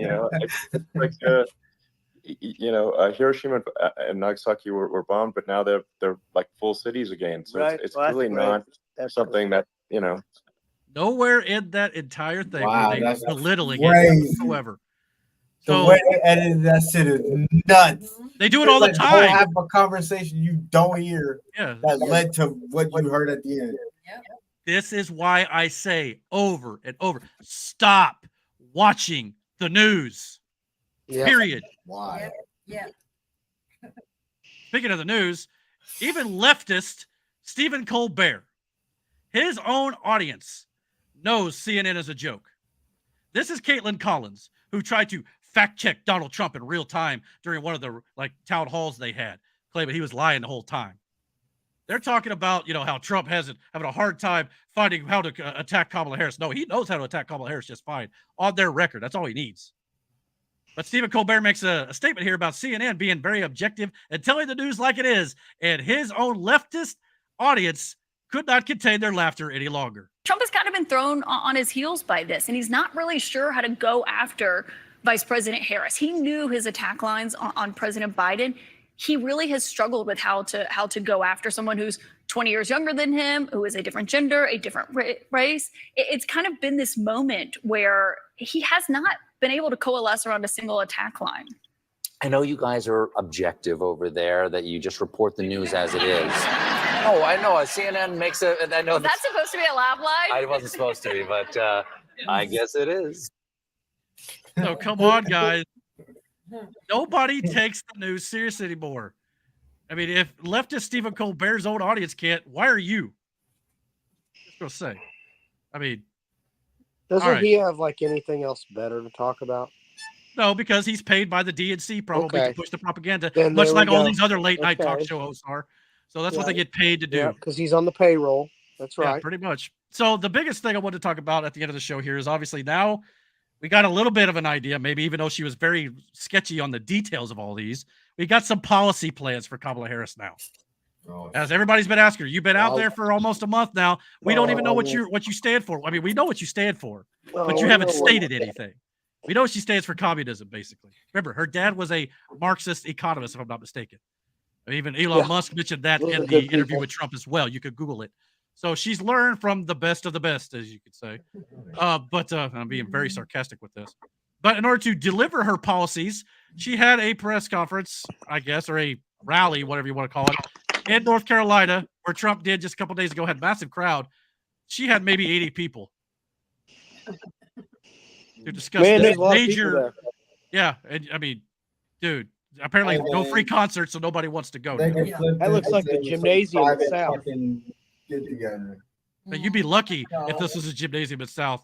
I mean, geez, I mean that gymnasium in South is probably bigger. But from the jump, but even before this, she was already copycatting Donald Trump. So much so that copycat Kamala was trending on X. So this is her flat out plagiarizing Trump's proposal for no tax on tips. Because when I get to office, we are going to not charge taxes on tips, people making tips. And eliminate taxes on tips for service and hospitality workers. Because what And I've heard the argument, well, that's a good policy. Why are you upset that she's taking it? Because she's not going to implement it. Trump will. He'll try. It does take congressional approval. But she's not going to try to implement it. She's only doing it to pander. Trump actually will. Now, she also copycatted J.D. Vance. Apparently, J.D. Vance said that he had an idea to raise the child tax credits from $2,000 to $5,000. So when she heard that, she's now proposing $6,000 tax credits. She raised it by $1,000. So If they want to help us on other taxes, middle-class tax then they credits, could do right? that right Yeah. now. what, Matt? If they want to help us on taxes, they had 4 years to do that.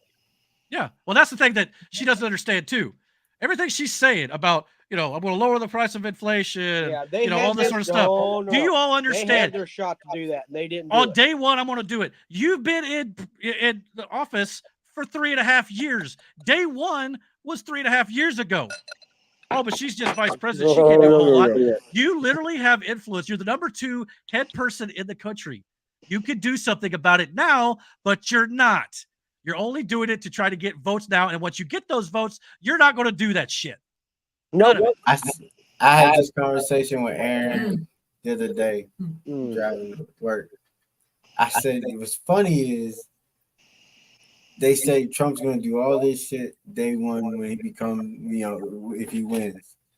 But I'm like, he had 4 years to do this shit the first time.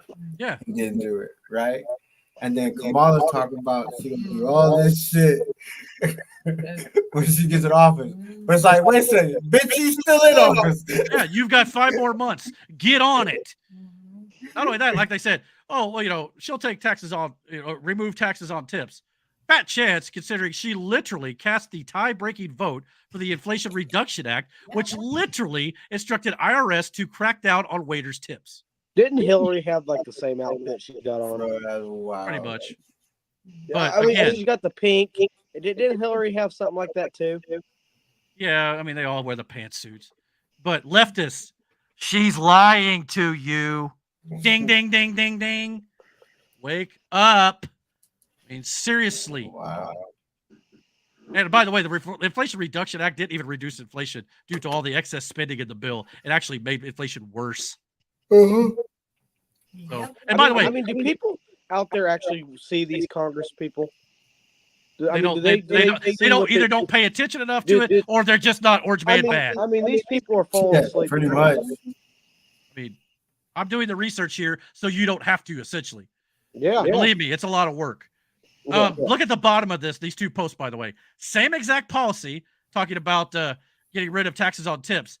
But under Donald Trump, when he did it, CBS News said former President Trump's vow to stop taxing tips would cost the federal government up to $250 billion over 10 years, according to a nonpartisan group.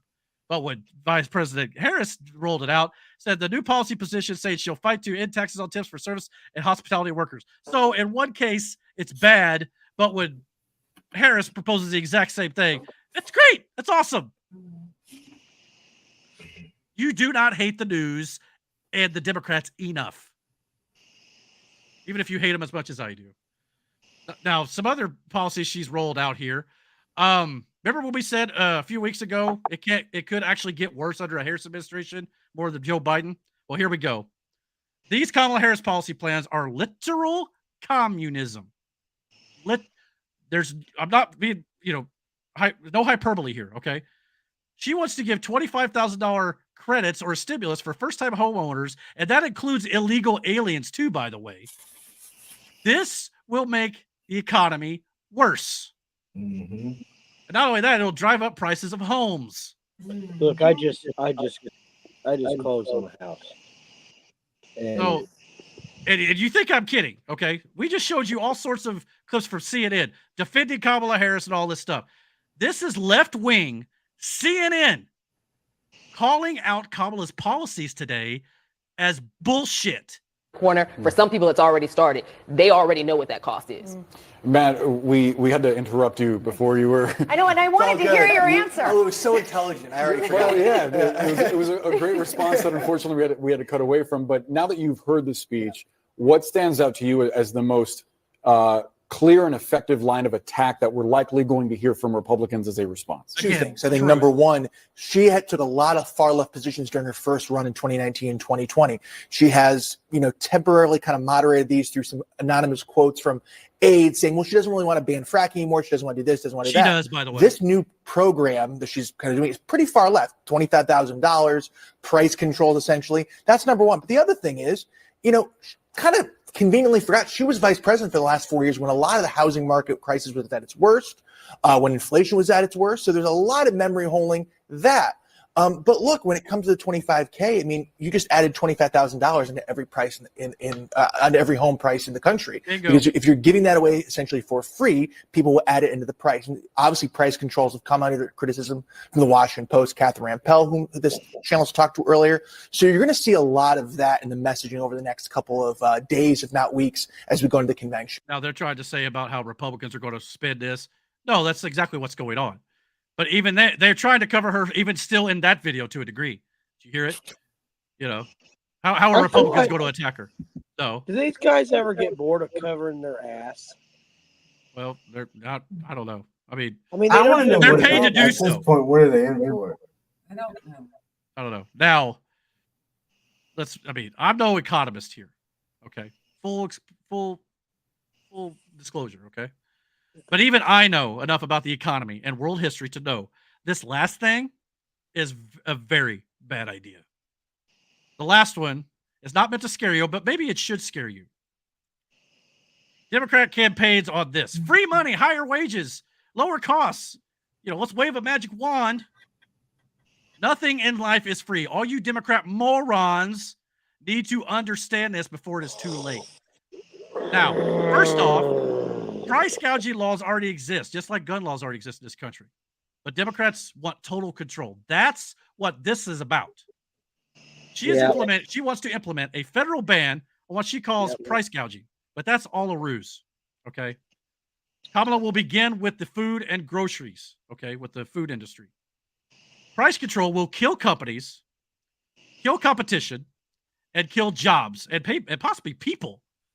And things will still cost too much due to government overspending, which is what causes inflation in the first place. All this money we're spending on Ukraine, there's your inflation. That's what caused it, not corporate greed. Same thing happens when you force companies to pay high minimum wages when you're already shooting the inflation through the roof and they can't afford to make the companies run and you want to make them pay more for the employees. I understand you want to do good things for the employees and stuff, but you got to understand companies need money to work as well. If you don't, charge a certain amount for the product, they're going to go out of business. That's the way this works. It's economy 101, guys. This will make things 100% worse and actually cause shortages on goods, and in this case, food. It'll cause starvation, hoarding of food, black markets to sell food at higher prices because you can't find it anywhere, and food lines. So if you want your kids to starve, vote Kamala. Yeah, she is a full-time socialist. Now, you won't have any money at all, and you won't be able to find goods on top of all that. So you think it's bad now? At least you can still find food at the supermarket right now. But even then, a lot of these corporations are running out of loss right now because things are so bad due to these leftist policies Biden and Harris has put in. The government has caused prices to go up so bad due to their policies. It's not because of corporate greed. You need to get that out of your mind. Eric, they're not leftist policies anymore. They're socialist policies. This is the meme that well, yeah, exactly. But this is the meme that Horton was talking about earlier. It said that since Kamala took office, and he had mentioned on Facebook, well, when did she take office? I think he kind of just read it wrong. Obviously, he knows she's vice president, so she is in office with Joe Biden right now. So yes, all this stuff that's gone up is under their administration, and by proxy, Kamala's administration. So if you want more of this, this is what you're voting for. You could, it's the pandemic. Pandemic was 4 years ago. You can't keep blaming that forever. Donald Trump was 4 years ago. You can't blame Donald Trump for that horse is dead 2 years ago. Oh, hell yeah, it was. So yeah, I mean, this is what you're going to get. It probably worse. Okay. Here's let's see. Did I pick up that one video? Yeah, okay. Here's Kamala Harris effectively describing how loaf of bread and meat's gone up. But what she doesn't understand here, when she's saying all this, she's running against herself because her administration and Joe Biden is the ones who caused this. A loaf of bread costs 50% more today than it did before the pandemic. Ground beef is up almost 50%. I'm Donald Trump, and I approve this message. Easiest campaign ad he ever made. I mean, you can't write this. She literally made a campaign ad for him. Is because that they're real? the ones who did it. Wait a minute. Was that real? No, it was somebody who did it together. But at the same time, he ought to run up on television in between shows because they can put it in. There's only 14 seconds. He made a campaign off that. It's hysterical. Yeah. So naturally, people around the world can't believe that Kamala is this stupid. So here's some people explaining the stupidity that is essentially communism. Not essentially, it is communism. Kamala Harris has finally come out with her policy proposal after months of her platform revolving around her being a woman, and it's as bad as you think it is. It would make Soviet Russia proud. So what is it? She's essentially suggesting the first federal ban on price gouging when it comes to food and groceries. And sure, that sounds great if you don't care about real life consequences. If you do care about real life consequences, you would look at Soviet Russia, right? Or even more current, Venezuela. What happens when government caps prices? When the government regulates prices, it usually causes stagnation or regression in the market. What does that mean? It means that if the government caps the price of eggs at $2.50, that would be great for the week that those eggs are available. But eventually, big corporations or even small mom and pop shops are going to look and realize, hey, I'm not making any money off of selling eggs for $2.50, and I can't sell them for more. So I'm going to stop the production of this. And now eggs won't be readily available for everybody. If the government caps the price of houses at $50,000, sure, that would be great if you manage to find somebody who wants to sell their house at $50,000. But then what would happen? People would stop building houses because there's no profit in building and selling a house. You might even be losing money. Construction workers would eventually lose their jobs because, again, who wants to hire someone to build anything when it's gonna lose their money? I think that this is a realistic policy that Democrats would push. Absolutely not. What they're doing is using this as a talking point against Republicans. Hey, you don't support an economic policy that would absolutely destroy our economy. You're a bad guy. I actually disagree with her on that one. I think they actually want to do this. It's not going to be something that they don't try to enforce because they want control of you. And explain a little bit more about that. This is the older millennial on X. I highly recommend you go check him out. He did 3-part little videos here. It's going to take about 6 minutes. We're almost done, I promise. This is him basically explaining why liberals who think this is a good idea and will actually help the middle class, it's only going to hurt you going forward. Let's listen to this. Here's Harry Sisson, this moron, trying to cover for the Harris administration with this. This Friday, Harris is going to put forward a federal ban on corporate price gouging on groceries and impose stiff penalties in the food industry. Bro, I knew you skipped out on all your civics classes in college. Now I realize you must have also skipped out on all your classes on economics as well. You realize you're attacking price gouging, an industry where the average profit margin is below 2%? Yeah, you heard me right. Grocery stores don't even make a 2% profit. In fact, if we look at the data for net profit after taxes for grocery stores, this shit's been pretty consistent over time. And you'll see there was some activity over here, so let's dive into that a little further. Now look, I know this is a lot of jumbled information, so let me narrow in on some stuff. The average profit margin under Trump sat around 1.5 to 1.7%, even dipping as low as 1.1%. Then we had COVID. Grocery stores made a little bit higher profit. I know you see a big spike, but let's be real. It's only 3.5 or 3.2% profit margin. That is certainly not fucking price gouging. They did make a little more money here. As of last year, the profit margin was back down to 1.6%. That's right on par for the average it's always been. Like, dude, the profit margin for grocery stores is the lowest it's been since 2019. Grocery stores typically have a very small profit margin, between 1% to 3%, which is much lower than other retail sectors. This is because operational costs consume a large portion of their revenue. You're attacking price gouging in grocery stores, which very obviously aren't fucking price gouging anyone because their profit margin is less than 2%. That's the economic reason why this shit is so fucking stupid. Now let me give you the civics reason. If you have price controls, you do not have a free market. That fucking simple. The government does not get to set prices, not in a republic form of government. There's only 3 forms of government where the government can set prices. Those forms of government are socialism, communism, dictatorship. So if we're setting price controls, we're not a republic anymore. We're certainly not a capitalist country anymore. Let me tell you why they're actually doing this. They're doing it because if the American people in the Supreme Court allow them to do this to the grocery industry, then they will have precedent to do it to any industry they want. And that would be socialism. The government controlling the means of production, supply and demand, and prices. Almost like it's a plan or something. Yeah. So you think this is all by happenstance? No. Pull your head out of your ass. This is the same guy. This is part 2. He just happened to be at the pool. And apparently he was getting comments based on that video. And he thought he'd reply to a few of these liberal morons who still think this is a good idea. Listen to the rebuttal here. Take a swim, but I didn't want to miss out on correcting these liberals and their misinformation. So Brett says it's not the grocery stores themselves that are the problem. It's the vendors supplying the grocery stores and their profits. Redo this post and show that data. Okay, let's do that.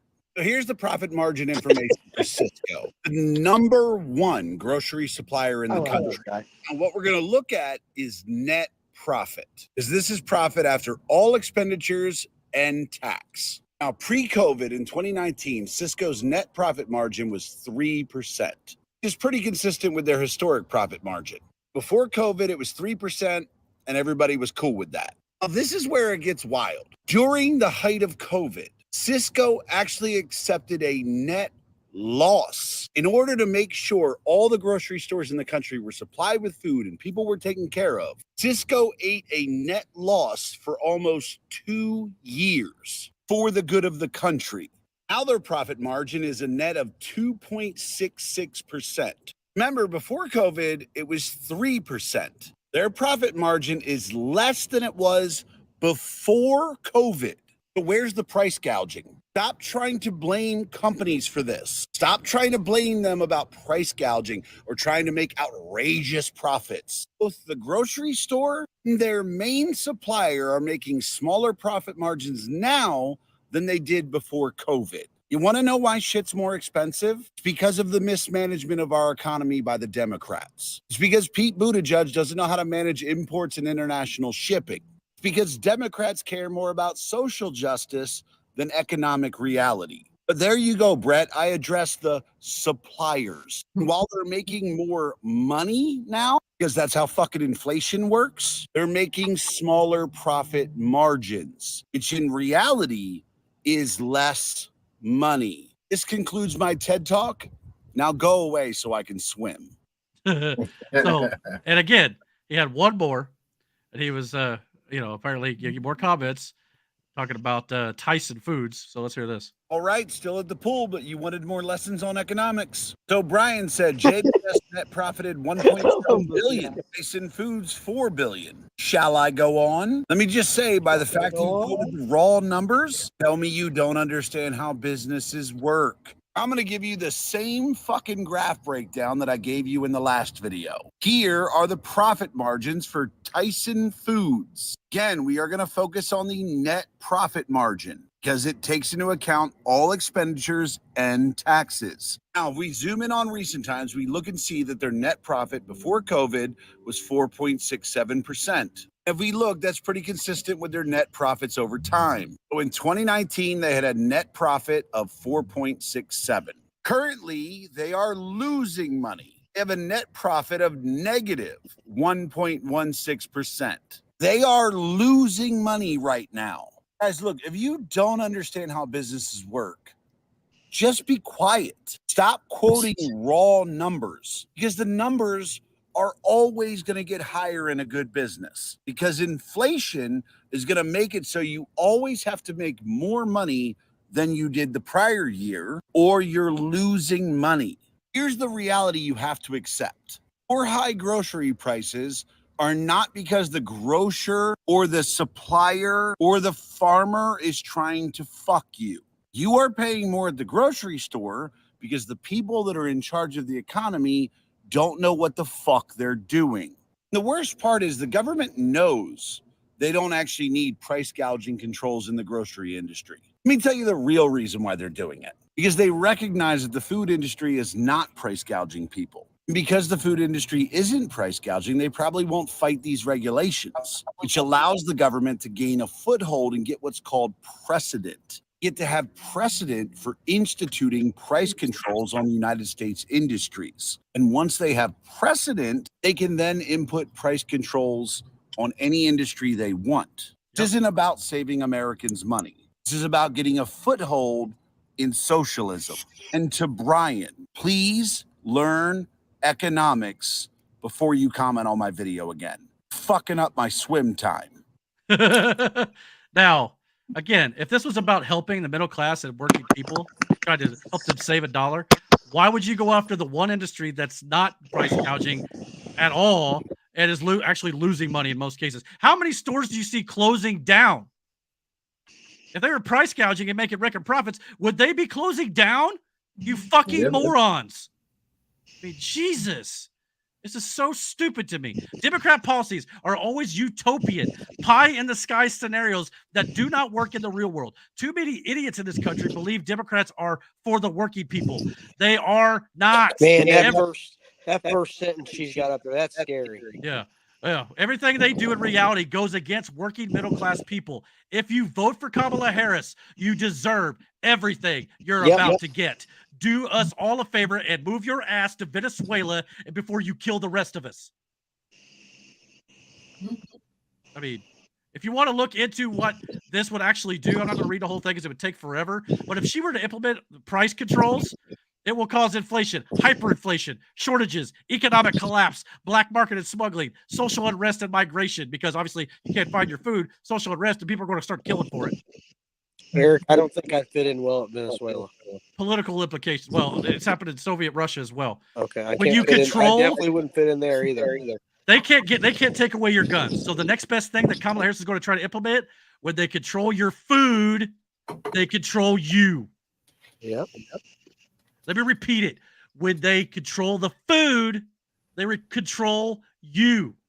That's communism.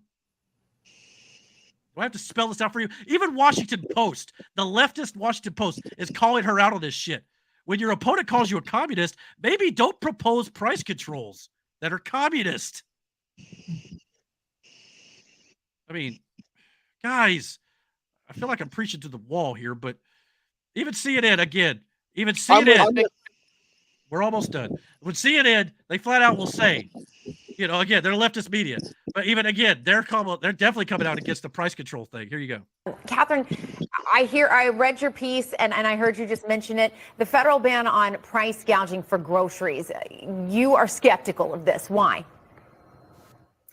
Well, first of all, nobody can explain what price gouging means. It's like that old line about pornography. I know it when I see it, in the sense that what does it mean to have an excessive price or an excessive profit margin? That seems to be shorthand for a price or a profit margin that bugs me. That seems too high. So, you know, it's very hard to pin down what this would actually mean. If you look at the legislation that, as I mentioned, is already in the Senate, led by Senate Warren and Senator Bob Casey and a slew of others, the particular way that this is written, which is likely to be the template for any proposal that Harris would eventually embrace, is especially bad in that it just bans excessive prices, grossly excessive profit margins, and says that the Federal Trade Commission can use any metric it deems appropriate to decide what that would mean, which basically says, like, it's not going to be markets, it's not going to be supply and demand that's determining how much your grocery store charges you for milk or for eggs. It's going to be some bureaucrat in DC, which seems like totally unworkable, first of all, for the FTC to be deciding like how much Kroger charges for eggs in Michigan. But it also would be very bad for markets. We've seen this kind of thing tried in lots of other countries before: Venezuela, Argentina, the Soviet Union, etc. It leads to shortages. It leads to black markets. You know, plenty of uncertainty. And beyond that, the specific way this bill is written might actually increase prices because of some of the other language in it. Things like requiring companies, public companies, to disclose in their quarterly reports, their quarterly earnings reports, how they're setting prices, which is a great way to help them collude, which normally we don't want them to do. So anyway, you know, the devil's in the details, I guess, for that bill, but it's really hard for me to imagine any form of legislation that preserves the spirit of what she's proposing that would not be, you know, at best do nothing, at worst cause a lot of harm. So you're starting to see how this is a problem. I mean, one last video and then I'm going to wrap it up, I promise. Well, the first thing he needs to do, which he's already doing and will continue to do, and will ring true to voters, is continue to point out that all the conditions in the country that Kamala Harris is complaining about, with inflation, high rents, cost of living, that's all a direct result of the policies that she and Joe Biden implemented. So that's number one. Yeah. You have to lay the blame where the blame goes, and it's right at her feet. You cannot allow her to pretend as though she is disconnected. Number two, he needs a clear message on her plan. I mean, this is if you want product shortages, if you want black markets, if you love bread lines, if you love hoarding, and if you like, I don't know, communist style anarchy on the streets of America, this is the plan for you. This is not a serious plan. This is a set of someone who has no idea what they're doing and doesn't want to take responsibility of the problems they've caused. She wasn't merely a bystander. She cast votes that caused the inflation. You can't trust her to fix the inflation. That'll be the message that Donald Trump runs on, and I think the American people already believe that, so it ought to be pretty easy to sell. Yeah, it should be ultra easy to sell. Yeah. And again, there are too many idiots out there who think this is a good idea. Oh, eggs will be $2. Oh, great. What happens when the eggs run out because they're so damn cheap? And it doesn't benefit them to make more because they're not making profit on it. Nope. No. I swear to God, am I the only one who halfway stayed awake during economy class at school at all? I mean, I wasn't the best student, I was but awake. geez, they will push this like they're doing this for you and your families, but it will have the absolute opposite effect. Stop voting with your feelings and be fucking smarter. They prey upon your good nature, but they only want power. None of their actual policy will be good for you. You want lower costs? You want to bring down the price of goods? The government must remove regulations on these companies, produce more energy so we can ship these goods at a cheaper price, and stop overspending money at will in the government. That will bring down prices. Guess who proposed all of this? Donald J. Trump. And he has, since day one in 2017, when he took office, Trump and us in general, the conservatives and the right-wing people, have been trying to warn you about Biden, and we are warning you now about Kamala Harris. But many of you morons out there will go out and vote for your own demise and then complain when your life is shit. I'm done listening to you. You deserve it if that's the case. You vote for communism, you will not be able to vote your way out. You will be fighting your fucking way out. Ask Venezuela right now. And I'm done for the night. So, sorry to be ending on such a dour note, but this needs to be driven home. This point is so important. Yeah, that picture. Wow. Well, I had the demon ones of Kamala up earlier, so I thought it could have made a lot of sense. But yeah. So, guys, they love to tell you it's going to be good. We're going to bring the cost down. We're going to raise your minimum wage, but they don't tell you about how much the companies have to pay that minimum wage, and then they have to go out of business because they can't afford operations anymore, or to buy the goods, to buy the product, to make the things that they sell. That's why a lot of mom and pops go out of business. This will take care of corporations. You may not like corporations, but at the end of the day, they give you goods, they give you jobs, they give you pay so you can live your life. It's a symbiotic circle. It's not corporate greed bad. Okay, it's beyond corporations at this point. I mean, communist governments don't care about corporations. No, they don't.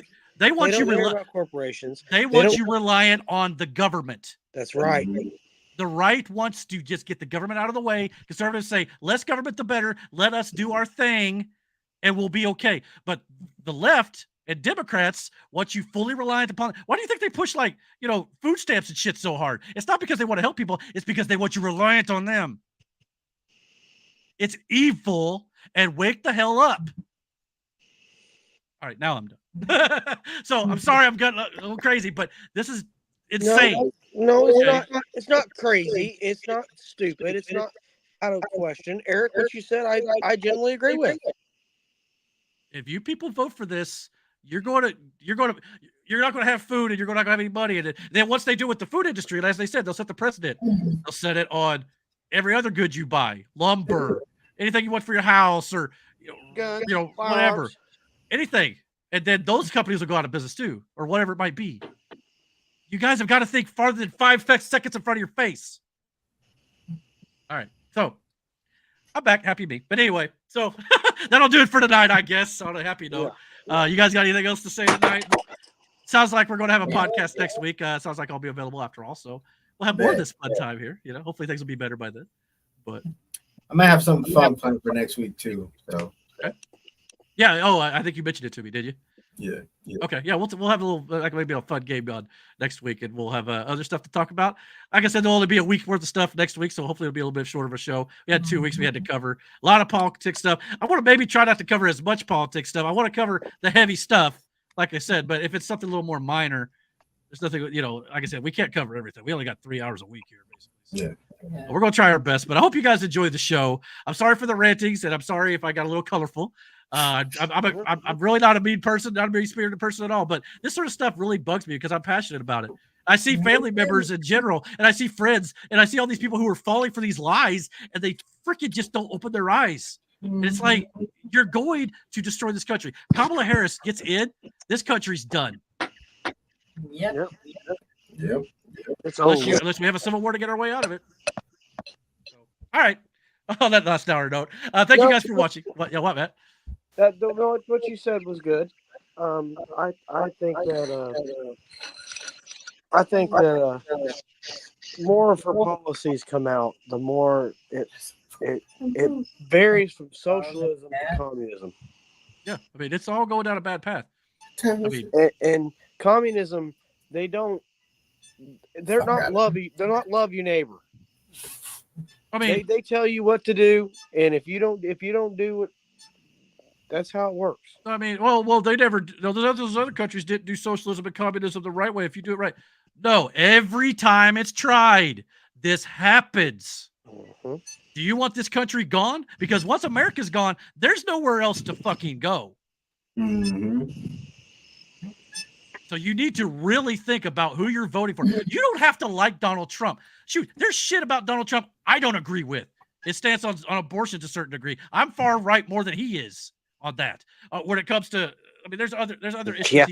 I mean, off the top of my head, it's hard to think of all right. But there's a few issues that I don't agree with Donald Trump on either. But you know what? He's the only one fighting for the American way of life right now. And I'll take the little quirks that he has, the mean posts on X or tweets or whatever you want to call them, or whatever it might be. The fact that he doesn't always speak in like the most eloquent of ways, fine. But the dude is trying to go up against an establishment government that is completely run by the left and Democrats and the media. And he's facing a machine, not just Kamala Harris right now. And that machine needs to come down or this country is done. All right. Done. Already. All right.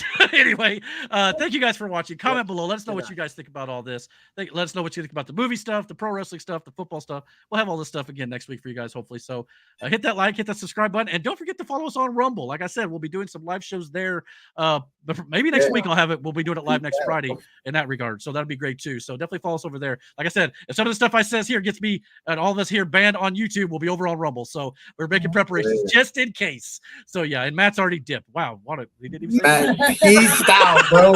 He was gone, man. All right. Well, anyway, with that being said, we'll get out of here. Thank you guys so much for watching. And until next week's podcast, guys, take care and God bless. Yeah. Bye.